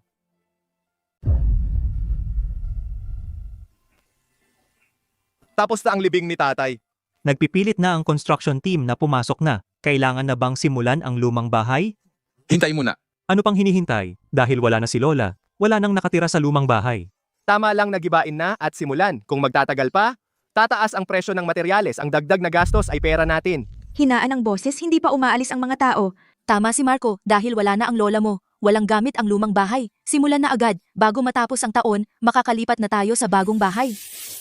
Hindi pa lumilipas ang ikapitong araw ni Lola. Iniisip ninyo agad ang paggiba ng bahay. Paolo, huwag kang mag-alala. Maaga o huli, gigibain ang bahay. Kung nasa langit man ang lola mo, sana gusto niya na umunlad ang pamilya natin. Tumahimik ka! Noong buhay pa si Lola, gusto ninyo siya itaboy sa kusina ng kahoy? Patay na si Lola. Kamamatay lang niya. Nagmamadali kayong gibain. Ang bahay na tinitirhan niya sa buong buhay niya. May lugar ba siya sa inyong puso? Paulo, ang pagtatayo ng villa ay para sa kabutihan ng pamilya. Ano ang kinalaman ni Lola? Kung buhay pa si Lola, mas maganda kung nakatira siya sa bagong villa, hindi ba? Mas maganda, noong pinalipat mo siya sa kubo, bakit hindi mo sinabing mas maganda?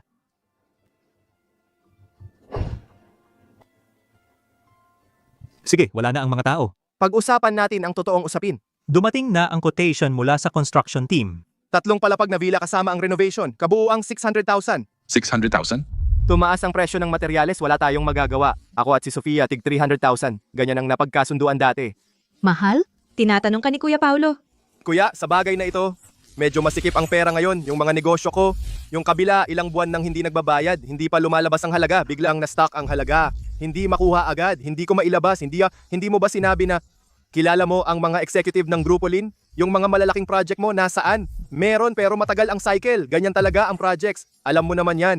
David, ang yabang mo sa labas parang napakayaman. Isang Rolex na 100,000, binigay mo agad. Ngayon hihingan ka ng 300,000. Sabi mo wala kang pera. Ate, huwag mong sigawan ng asawa ko. Sabi niya, masikip ang pera, hindi naman siya tatanggi. Bigyan mo lang ng oras. Oras? Hanggang kailan? Papasok ang construction team sa susunod na buwan. Gusto mong ang pamilya namin ang mag-advance ng 600,000.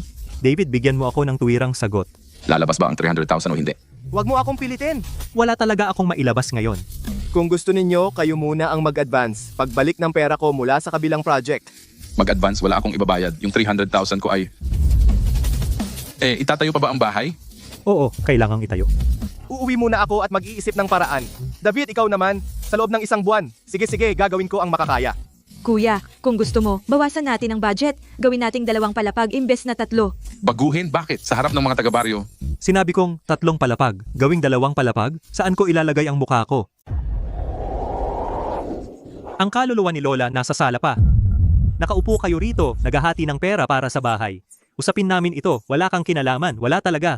Paano namatay si Lola? Pinalayas ninyo siya sa kubol. Nasaktan siya ng husto. Nang gabing iyon, pumanaw siya. Kayo ang pumatay sa kanya. Kalokohan, ang lola mo ay matanda na.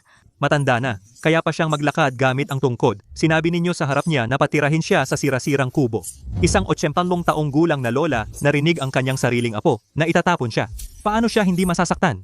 Paolo, tigilan mo ang pagdadrama. Pumanaw si Lola, nalungkot din kami, pero kailangan nating magpatuloy. Sige, bagong pumanaw pa lang si Lola, nagmamadali na kayong gibain ang bahay niya.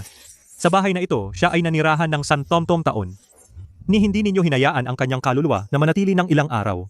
Tama na, ang lumang bahay ay akin. Gusto kong gibain kapag gusto ko. Ikaw isang estranghero, wala kang karapatan dito, manghimasok estranghero. Si Lola ang nagpalaki sa akin ng 20 taon. Ako ay estranghero. Sumipsip kayo ng dugo ko sa loob ng 9 taon. Ngayon, pinatay ninyo si Lola at gigibain pa ninyo ang bahay. Hindi kayo ang kanyang mga apo. Mga gago kayo. Ulitin mo yan. Sinabi ko mga gago kayo. Magaling!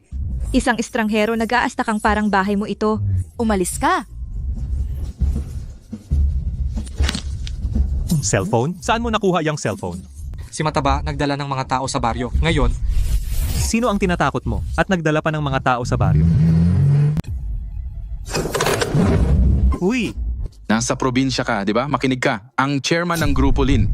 Pumunta ng personal sa inyong barangay ngayon, asikasuhin mo ng mabuti. Ang taong ito ang pinakamalaking sponsor. Ang logistics project niya, sapat na para sa akin sa loob ng 10 taon. Kung magaling mo siyang asikasuhin, ang posisyon mo bilang Vice President, tiyak na. Sir Reyes, ang chairman ng Grupo Lin, pumunta ng personal sa aming barangay. Totoo talaga, umalis na ang convoy. Maging alerto ka ng husto, huwag mo akong ipahiya. David Lim, ikaw ba ang nag-ayos nito? Hindi ba sinabi mo na close ka sa mga executive ng Grupo Lin parang magkapatid? Oo, kamakailan lang nakipag-ugnayan na ako sa kanila. Hindi ko inaasahan na personal na darating ang chairman. Asawa, ang galing mo talaga. Siyempre ako at ang Grupo Lin, isa lang tawag yon. Nanay, tatay, ang chairman ng Grupo Lin dumating sa ating barangay, pinakamayamang tao sa buong probinsya para sa ating pamilya ito. Pinakamayamang tao sa buong probinsya. Diyos ko. Kung matuloy ito, ako ay direktang magiging vice-presidente ng kumpanya ni Sir Reyes, taon ng sahod simula 500,000. Ang pera para sa villa natin ay meron na. Paolo, hindi ka ba tumawag kanina para may pumunta? Tawag ka, kahit ano. Ngayon, ang pinakamayamang tao sa probinsya ay darating sa bahay natin. Kahit 100 tao ang tawagin mo, hindi sila makakasingkwelyo. Bayaw ito ang tinatawag na network. Sa buong buhay mo, hindi ka makakakita ng ganitong importanteng tao. Paolo, maya-maya pagdating ng chairman lumayo ka, baka mabaho ka ng mantika at mapahiya ang pamilya. Linisin niyo ang bakuran, ilabas ang pinakamagandang tsaa. Marco, ayusin mo pa ang suit mo, huwag hayaang maliitin tayo.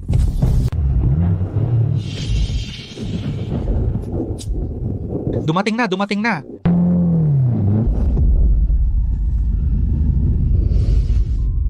Diyos ko, Rolls-Royce, ilan lang ang ganyang sasakyan sa buong probinsya. Ang engrandeng ito, tiyak na malaking negosyante galing sa lungsod probinsyal. Dumating na ba yung mga tao galing sa amin? Mahal, kilala mo ba? Ako, tingnan ko.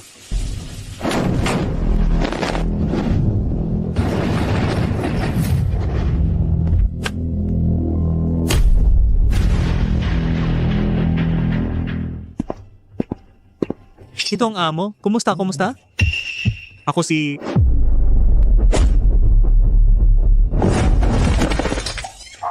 Mahal, ikaw? Bakit mo ako sinisipa? Chairman, pakikiramay po.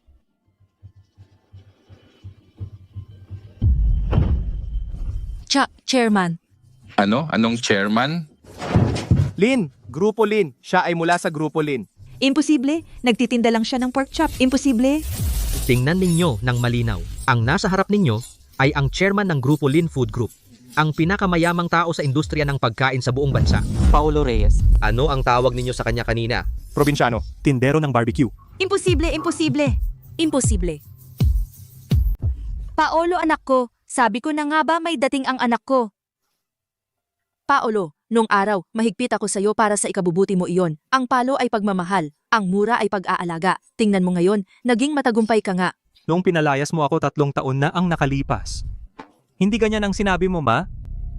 Ma, Galit lang ako kanina. Sino bang ina ang hindi nagmamahal sa anak? Noong bata ka pa, tinahi ko pa ang jacket mo noon. si Lola ang nagtahi noon. Nagkamali ako, mali ako, Paolo. Patawarin mo na ako.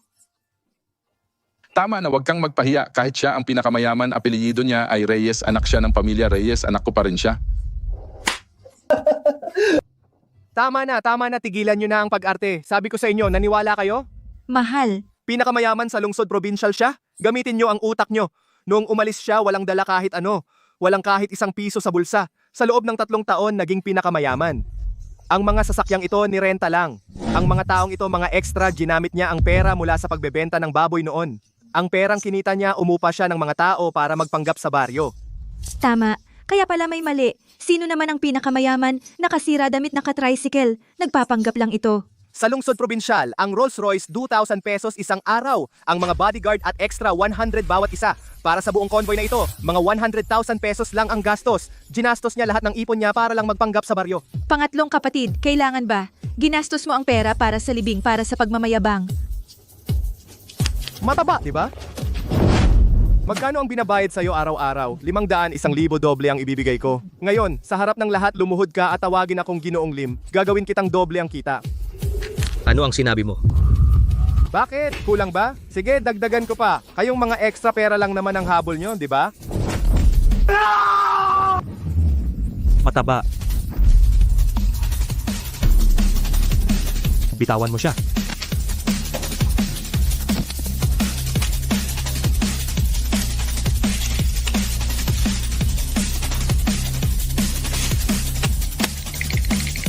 Itago mo na lang. Malapit mo nang kailanganin ang perang iyan. David Lim. Sabi mo kaya ka dating close sa mga executive ng Grupo Lin? Sinasabi mong parang magkapatid kayo ng mga mataas na opisyal. Hindi ka ba naniniwala? Sinong executive ang kilala mo? Magbanggit ka ng pangalan. Si Sir Cruz ng Purchasing Department, Antonio Cruz. Kahapon lang uminom kami. Hanggang 2 a.m. Niyakap niya ako at tinawag na Kuya David. Narinig mo ba? Kasi ang asawa ko at si Sir Cruz ay matalik na magkaibigan. Ikaw na peke nagpapanggap kang bilyonaryo. Antonio Cruz.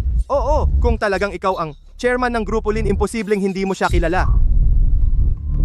Mataba, tawagan si Antonio Cruz ng purchasing. Sabihin mo sa kanya na sa loob ng 10 minuto pumunta dito. Kung hindi siya makakarating, wala siyang pwesto sa Grupo Lin. Sige, Chairman.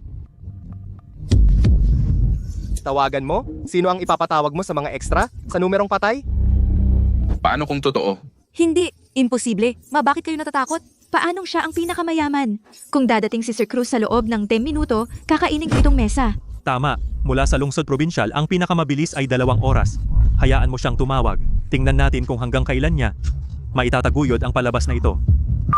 Antonio Cruz, utos ng chairman. Sa loob ng 1 minuto, pumunta ka sa Barrio Lin. Kung mahuli ka ng 1 segundo, ang selyo ng purchasing department mo ay hindi na gagamitin, Kuya Paulo. Sabi ni Antonio Cruz, nasa bayan siya para sa negosyo. 4 minuto darating siya. Bayan? Paanong nasa bayan siya? Di ba uminom kayo kagabi? Sabihin mo, saan kayo uminom? Sa lungsod probinsyal. Yung sa lungsod probinsyal. Yung malaking hotel. Aling malaking hotel? Bahala ka kung alin. Uminom lang kami. Ano ba ang kinakatakot mo? Nag-aarte lang siya. Si Antonio Cruz at ako, nagkita lang nung nakaraang buwan. Nakaraang buwan? Kanina sinabi mo kagabi. Noong nakaraang buwan ba o kagabi? Kahit na dumating si Sir Cruz, hindi iyon patunay na ikaw ang chairman. Baka naman, isa ka lang utusan sa Grupo Lin, maliit na empleyado. Ninakaw mo lang ang estilo ng boss mo. Gusto mo bang tawagan mo ngayon ang inyong Sir Reyes? Tanungin mo siya, ano ang itsura ng chairman ng Grupo Lin? Sek minuto na lang. Siyam at kalahati na. Yung mga extra mo, naligaw ba? O yung sasakyan na inarkila ay nasira? Nasira. Sabi ko na nga ba, 10 minuto, tumawag ng isang executive mula sa lungsod probinsyal. Hindi mo man lang maisip. 30 segundo na lang. Pagdating ng oras, ang eksenang ito ay dapat.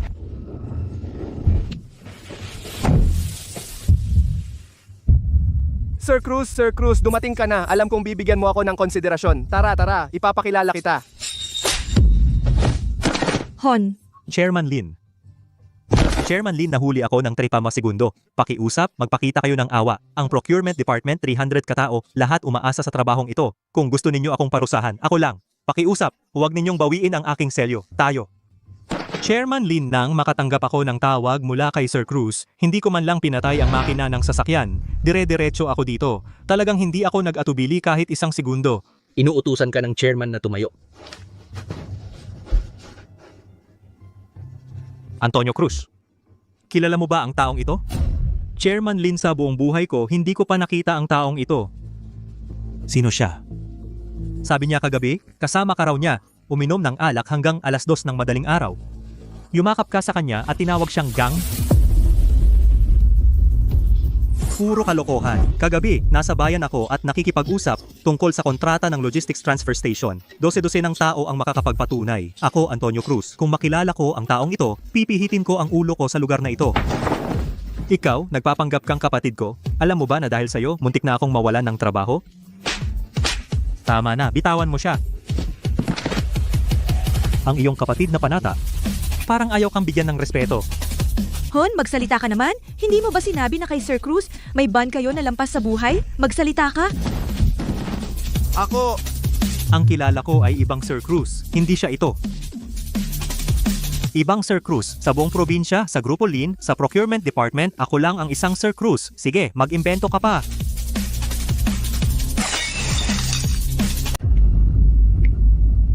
Mataba yung mga inimbestigahan mo, basahin mo para marinig ng lahat. David Lim, lalaki, 32 taong gulang. Dating lungsod Provincial Engineering Committee Ltd Legal Representative. Kalahating taon nang deregistered ang kumpanya, wala siyang kahit anong ari-arian sa kanyang pangalan. May utang siyang 5 milyong piso. Nailista siya ng 3 korte bilang isang defaulting debtor. Sa madaling salita, isa lang siyang manloloko sa utang. Asawa, nagsisinungaling siya, di ba? Sabihin mo sa akin. Sa kanyang pangalan, ang tinatawag na proyekto sa lungsod probinsyal ay pawang gawa-gawa lang. Sa panahon ng kanyang aktual na operasyon, may atraso siyang 870,000 piso sa sahod ng mga manggagawa. May utang siya sa mga supplier ng materyales na mahigit 3 milyong piso. Sa nakaraang 6 na buwan, umikot siya sa 4 na lungsod para umiwas sa utang. Kasinungalingan, paninirang puri ito. Isasakdal kita. Demanda? Nakatanggap ka na ng 6 na subpina, alin doon ang dinaluhan mo? Imposible. Nagmamaneho ka ng mamahaling kotse, nakasuot ka ng mga mamahaling brand, binigyan mo ng Rolex ang tatay ko. Rolex? Tungkol dyan, Tito Lin, yung Rolex mong nagkakahalaga ng 100,000 piso, pakibaliktad mo at tingnan ang likod. Nakikita mo ba ang nakasulat doon? Sa ilalim ng tulay ng tren sa istasyon, 5 piso bawat isa. Ano? Tingnan nyo ang dial ng relo, nakaprint lang ang logo. Isang kalmot ng kuko, matanggal na. Baluktot ang axis ng segundo, bawat ikot 3 segundo ang bagal. Itong bagay na ito, noong nagtitinda ako sa night market, 2 ang puhunan, kahit 5 piso ay walang bumili. 5 piso? David Lim, niloloko mo ako ng peke na 5 piso. Dala ko itong basura. Ipinagmamalaki ko sa harap ng buong baryo. Saan ko ilalagay ang mukha ko? Papa, kaya kong ipaliwanag. Sino bang tatay mo? Sinungaling ka? David Lim, ikaw ba? Buong-buo mo akong niloko. Nasaan ang villa? Nasaan ang mamahaling sasakyan? At ang mga malalaking proyekto? Peke lahat? Sofia, wala lang akong pera pansamantala. Wala kang pera? Utang mo ay 5 milyon piso. Ikaw ay isang hindi nagbabayad ng utang. Pinakasal mo ako sa isang hindi nagbabayad ng utang. David Lim, ang kumpanya mo sa konstruksyon noong nakaraang taon, mula sa aking Grupo Lin, subsidiary, umutang ka ng 1.5 milyon piso na materyales sa konstruksyon. Dinala ang mga materyales, wala kang binayad kahit piso at tumakas ka. Ang utang na ito ay babayaran mo ngayon. Sir Lim, wala po ako, wala talaga. 1.5 milyon piso, wala. 3 oras ang nakalipas, binato mo pa ng pera ang mukha ng tauhan ko, pinapaluhod mo siya at tinatawag kanyang Sir Lim. Ngayon sasabihin mo sa akin na wala ka? Mali ako, hindi ko alam na ikaw ang amo, hindi kita nakilala bilang importanteng tao. Pakibigyan mo ako ng oras. Oras? Ang lola ko ay 80 taong gulang. Ni hindi ninyo siya hinayaan mabuhay pa ng ilang araw. Hindi man lang bakit ko dapat bigyan ka ng oras. Ipaalam sa legal, bukas ang 1.5 milyon piso na utang ay dadaan sa legal na proseso. Noted. Tapos na ang lahat. Ginong Lim, nakikiusap ako sa'yo. Ibibigay ko ang 1.5 milyon, tiyak na babayaran ko. Bigyan mo ako ng 3 buwan. Hindi, 1 buwan. Pakiusap, huwag mong ituloy ang legal na proseso. Kapag nag-freeze ang korte, matapos na ako ng tuluyan. Luluhod ako sa'yo, yuyukod ako sa'yo. Kung ano ang gusto mong gawin ko, gagawin ko. Ginoong Lim, nakikiusap ako sa'yo. David, nasaan ang villa ko sa lungsod probinsyal? Sabi mo, nasaan ang villa sa lungsod probinsyal? Nasaan ang sasakyan sa pangalan mo? Nasaan ang mga proyekto mo? Noong nagpakasal ka sa akin, sabi mo ang asset mo ay 10 milyon pataas. Puro kasinungalingan. Huwag mo akong istorbohin. Wala kang nakikitang nakikiusap ako? Naiinis ako sa'yo. Noong kasama kita, ang mga kaklase ko ay nag-abroad na. Sumama ako sa'yo dahil akala ko mayaman ka. Ngayon, sasabihin mo sa akin na ikaw ay isang manloloko na hindi nagbabayad. Bayaran mo ako. Bayaran mo ako sa 3 taon na ito. Manahimik ka. Binugbog mo ang anak ko. Ano kung pinalo ko siya? Akala mo ba siya ay mabuti? Isang probinsyana na galing sa kanayunan, nakatapos lang ng high school. Hindi man lang alam kung paano baybayin ang ABCD. Araw-araw nagpapanggap na estudyante sa ibang bansa. Nagpapanggap na mayamang ginang. Ikaw, ano ang sinabi mo? Ano ang sinabi ko? Sasabihin ko sa iyo ang totoo. Mula simula hanggang dulo, hindi kita nagustuhan. Ang nagustuhan ko ay ang lupa ng bahay nyo. Kung itong lupa ay mabuwag, hindi bababa sa 2 milyon. Pinakasalan kita para makuha ang bayad sa expropriation. Tapos tatakan. Nagpapanggap ka pa sa akin, puta. Sa lungsod probinsyal, hindi ka man lang pumunta sa palengke. Natatakot na marinig ng iba ang accent mo. Pagbalik sa baryo, puro pangarap na Amerikano. Ang passport, hindi mo pa nakita kung ano itsura. Sino ang pinagpapanggap mo? Sir Lim. Hindi ko talaga kayang maglabas ng 1.5 milyon, pero ibibigay ko siya sa iyo. Hindi sa iyong mga tauhan, ituring mo na lang na bayad sa utang. Tao ka ba?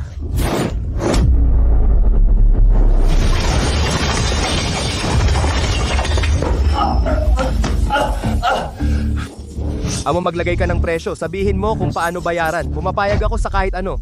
David Lim, nakakadiri ka. Mataba.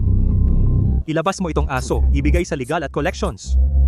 1.5 milyon. Walang bawas kahit piso. Legal na proseso hanggang dulo. Sige. Sir Lim, nakikiusap ako sa iyo. Mali ako, hindi ko nakilala ang tunay mong halaga. Sir Lim. Totoo ba ang sinasabi niya? Hindi niya ako nagustuhan kailanman. Gusto lang niya manloko para sa demolition money.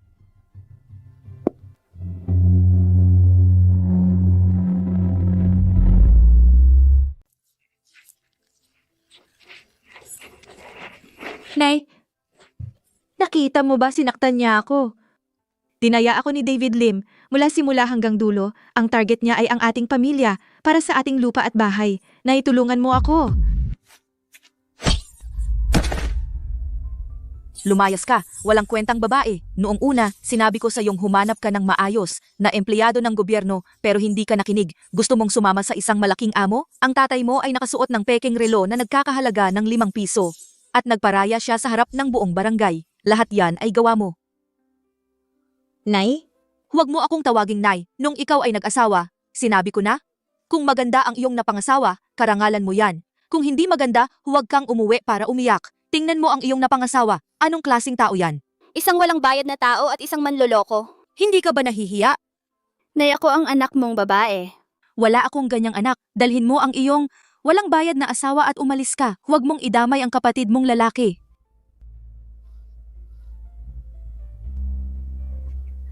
Paolo, kakapagalit ko lang sa kanya. Para sa iyo iyon. Para mapagaan ang loob mo. Ang ganyang walang kwentang babae. Hindi mo kailangan alalahanin.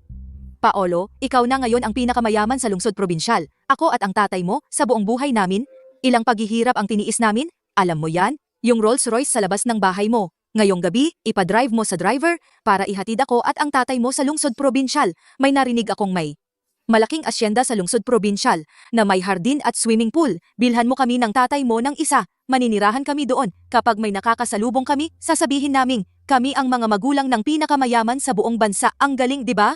Oh. Ako ang tatay mo. Kahit gaano kakayaman, anak ka pa rin ng pamilya Lin. Ang pinakamalaking asyenda sa lungsod probinsyal, ihanda para sa akin at bigyan din ako ng driver. Matanda na ako, mahirap nang lumabas. 3 taon na ang nakalipas, pinaalis mo ako, sabi mo walang lugar para sa akin sa bahay na ito, at pinutol mo ang relasyon sa pamamagitan ng kasulatan. Galit lang yan. Sino bang magulang ang talagang ayaw sa anak? Nawala na ang lola mo, tayo na lang ang natitira sa pamilyang ito. Kung hindi ikaw, sino ang aasahan namin? Noong buhay pa si Lola, pinatulog ninyo siya sa kubo ng kahoy. Noong namatay si Lola, nagmamadali kayong gibain ang bahay niya. Ngayon alam ninyo na ako ang pinakamayaman, asyenda, driver, Rolls Royce. Sa inyong puso, mayroon bang buhay na tao ang inyong inaalala? Ako, ang nasa isip ninyo ay pera lang. Mula simula hanggang tapos, pera lang.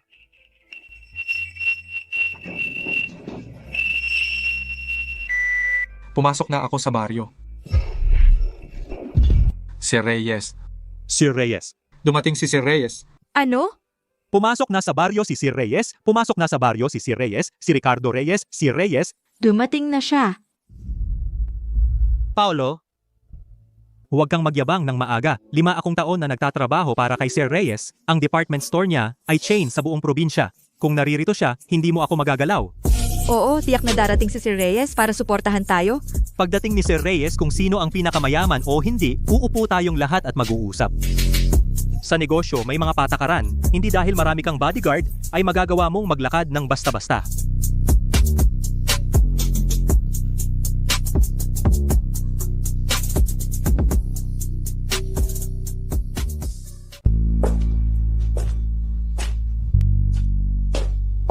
Paolo Reyes. Huwag mong isiping kaya mo akong takutin sa daan-daang bodyguard. Akala mo matatakot ako?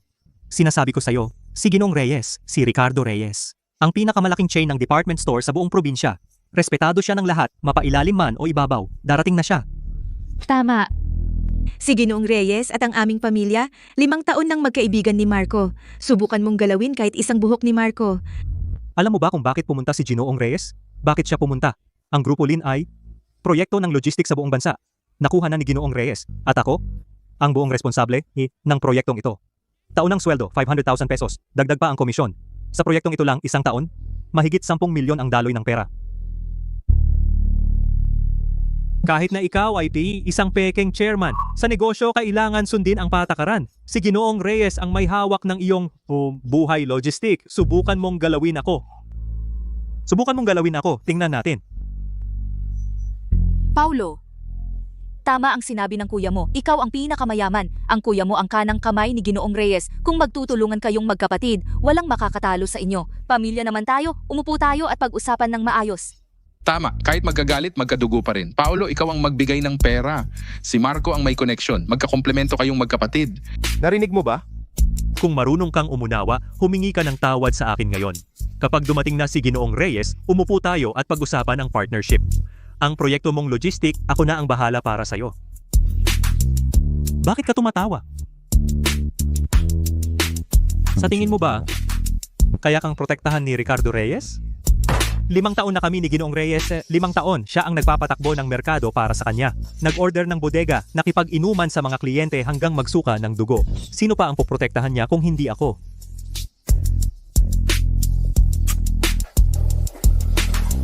Teka lang, Marco Santos. Marco Santos, lumabas ka. Ginoong Reyes. Ginoong Reyes, nandito ako. Tulungan mo ako. Si Paolo may kasama siyang nananakit sa akin. Nagpapanggap siya na siya ang Grupo Lin ni Chairman.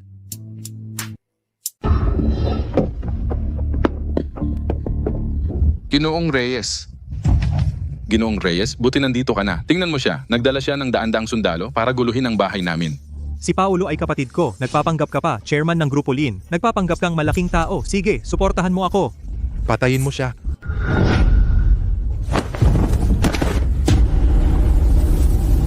Ginoong Reyes. Chairman Santos, nabalitaan ko pumanaw na si Lola. Nahuli ako. Ginoong Reyes, anong tawag mo sa kanya? Marco, sino ang gusto mong patayin ko? Ulitin mo nga. Ako, alam mo ba kung sino siya? 3 taon na ang nakalipas. Ang aking pamilihan sentral, may 300,000 pisong paninda na hindi ko nabenta. Inuutangan ako ng bangko. Muntik na akong magpakamatay. Siya sa palengke sa gabi sa likod ng lumang tindahan ng karne. Isang salita ang nagligtas sa buhay ko. Blind box bundling hunger marketing. Narinig na ba ninyo ang mga salitang ito? 3 taon na ang nakalipas.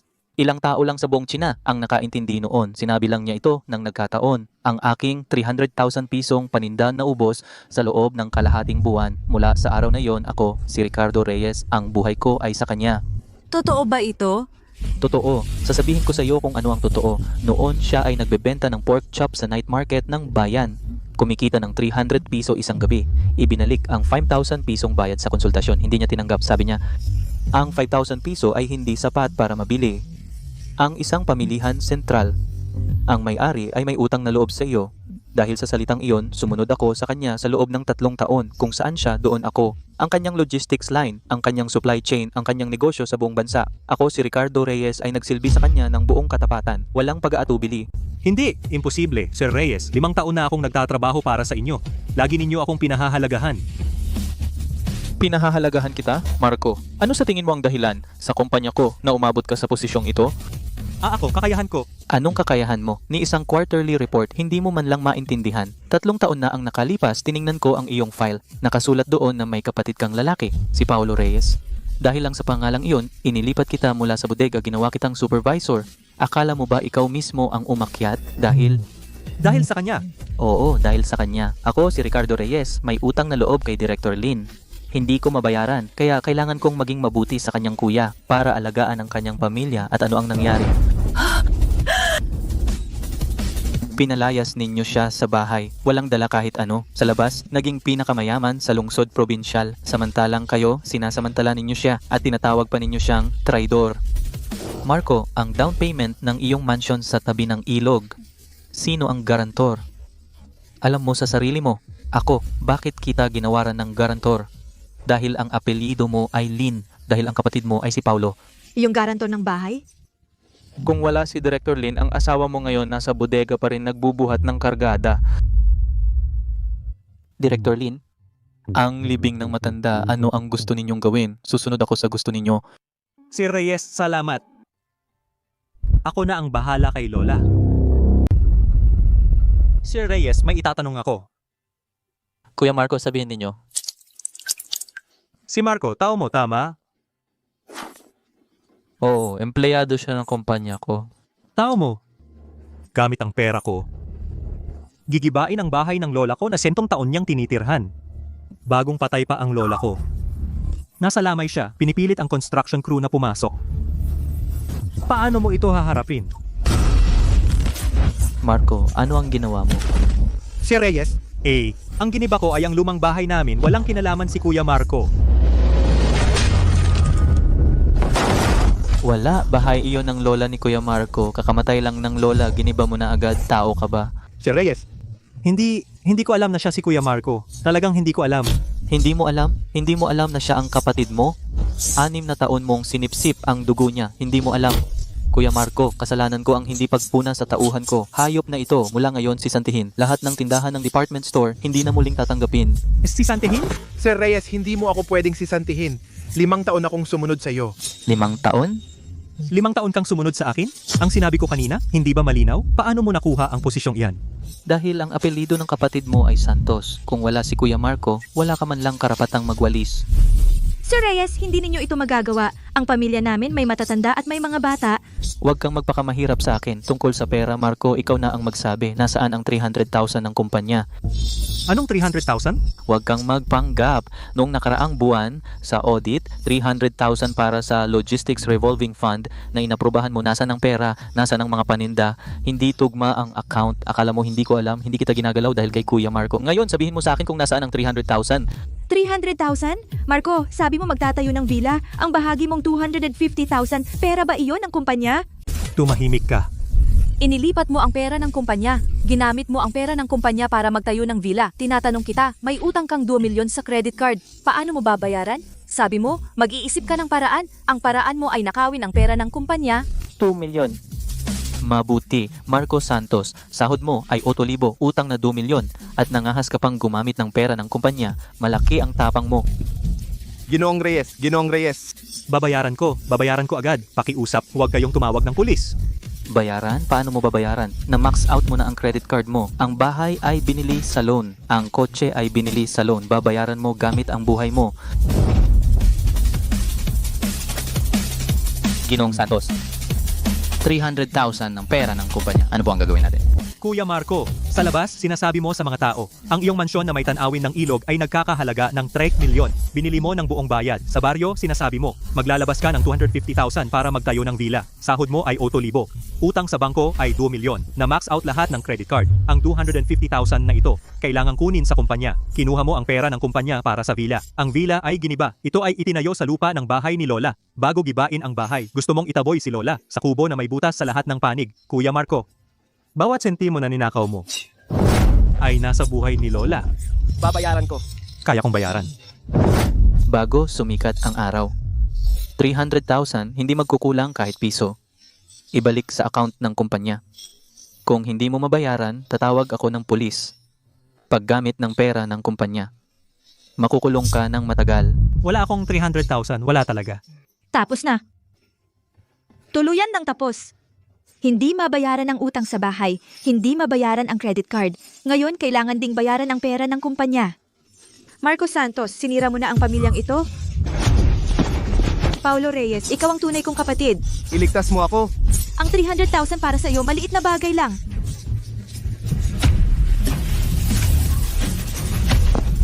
Tatlong taon na ang nakalipas noong pinaalis mo akong walang dala. Nakiusap din ako sa iyo. Ano ang sinabi mo? Sinabi mo, ang pamilyang ito. Walang lugar para sa akin. Ang bahay ni Lola, sino mang gumalaw ng isang ladrilyo. Gagawin ko siyang hindi na muling makatayo.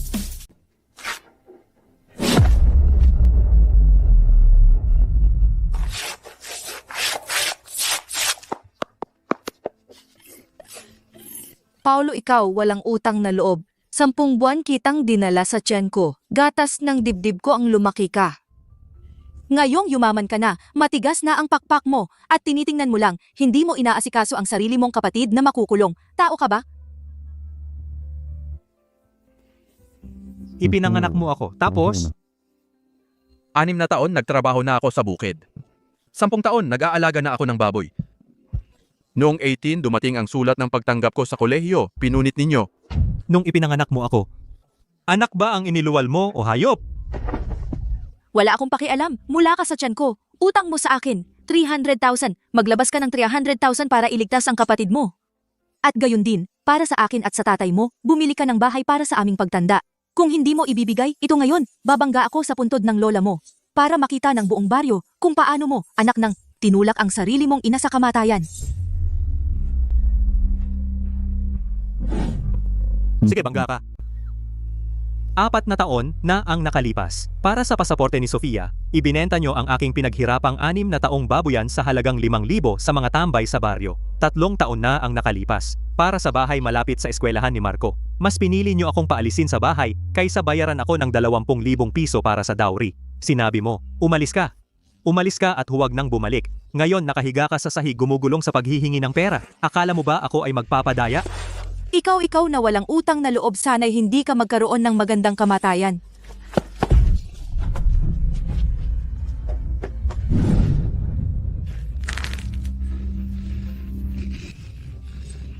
Huwag mo akong pilitin.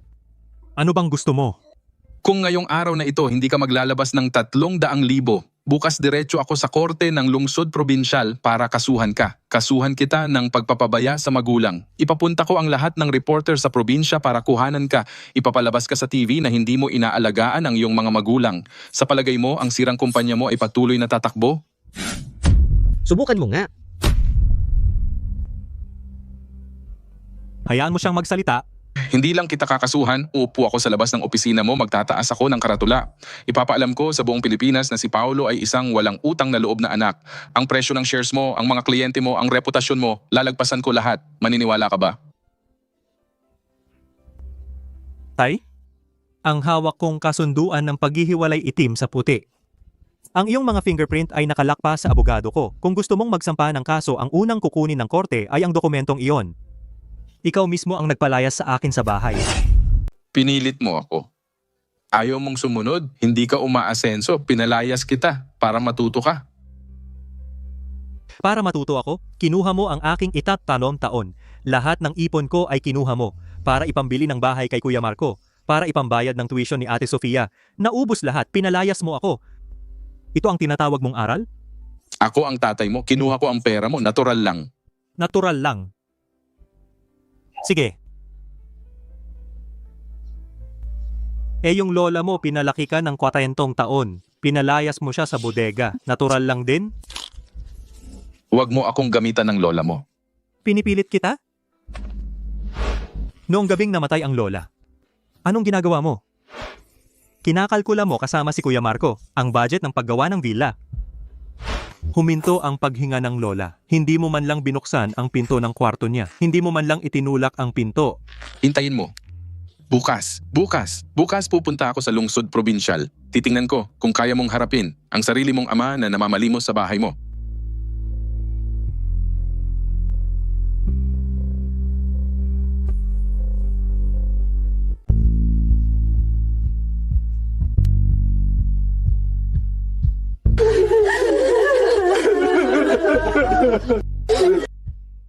Tigilan nyo na ang pag-iyak.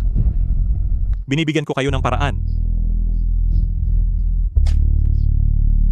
Kuya Marco, ibenta mo na ang mansyon mo sa tabing ilog, ang utang sa bahay at credit card, at ang 300,000 pesos na pondo ni Sir Reyes, bayaran ng buo. Kung kulang pa pagkatapos ibenta, ako na ang magdadagdag.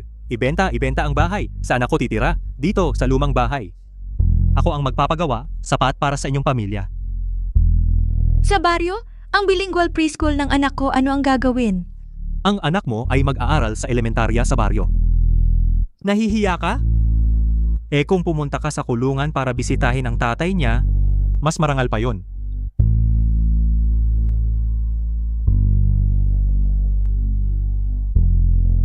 Ang bahay na tinirahan ni Lola sa loob ng 10 taon, ang bahay na iyon, gibain. Magtayo ng mausoleum sa lugar na iyon, si Lola hindi nakatikim ng kahit isang araw na saya. Namatay. Paupuin ko siya sa pinakamagandang lugar. Pagkatapos maitayo ang mausoleum, tumira kayo sa lumang bahay.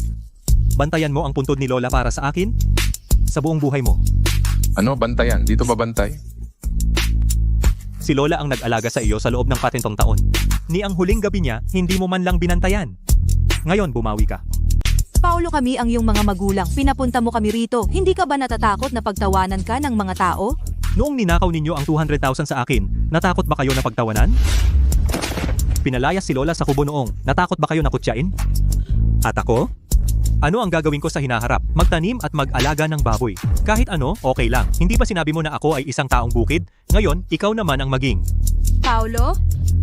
Ako? Hindi ko na kayang pakialaman ang mga gawain mo. Ang 1.5 milyon na utang sa akin ni David Lim, ang legal team ay hahabulin ito hanggang dulo. Ang utang mo sa kanya, ikaw na ang mag-compute. Ito ang kondisyon, kung papayag ka. Ang pondo ng kumpanya ni Kuya Marco, babayaran ko ito ngayon para sa kanya. Ibenta ng dahan-dahan ang bahay, hindi ko kayo pipilitin. Kung hindi kayo papayag, mataba. Tawagin ang abogado. Tatay, pumayag ka na. Kung makulong si Marco, talagang matatapos na ang pamilyang ito.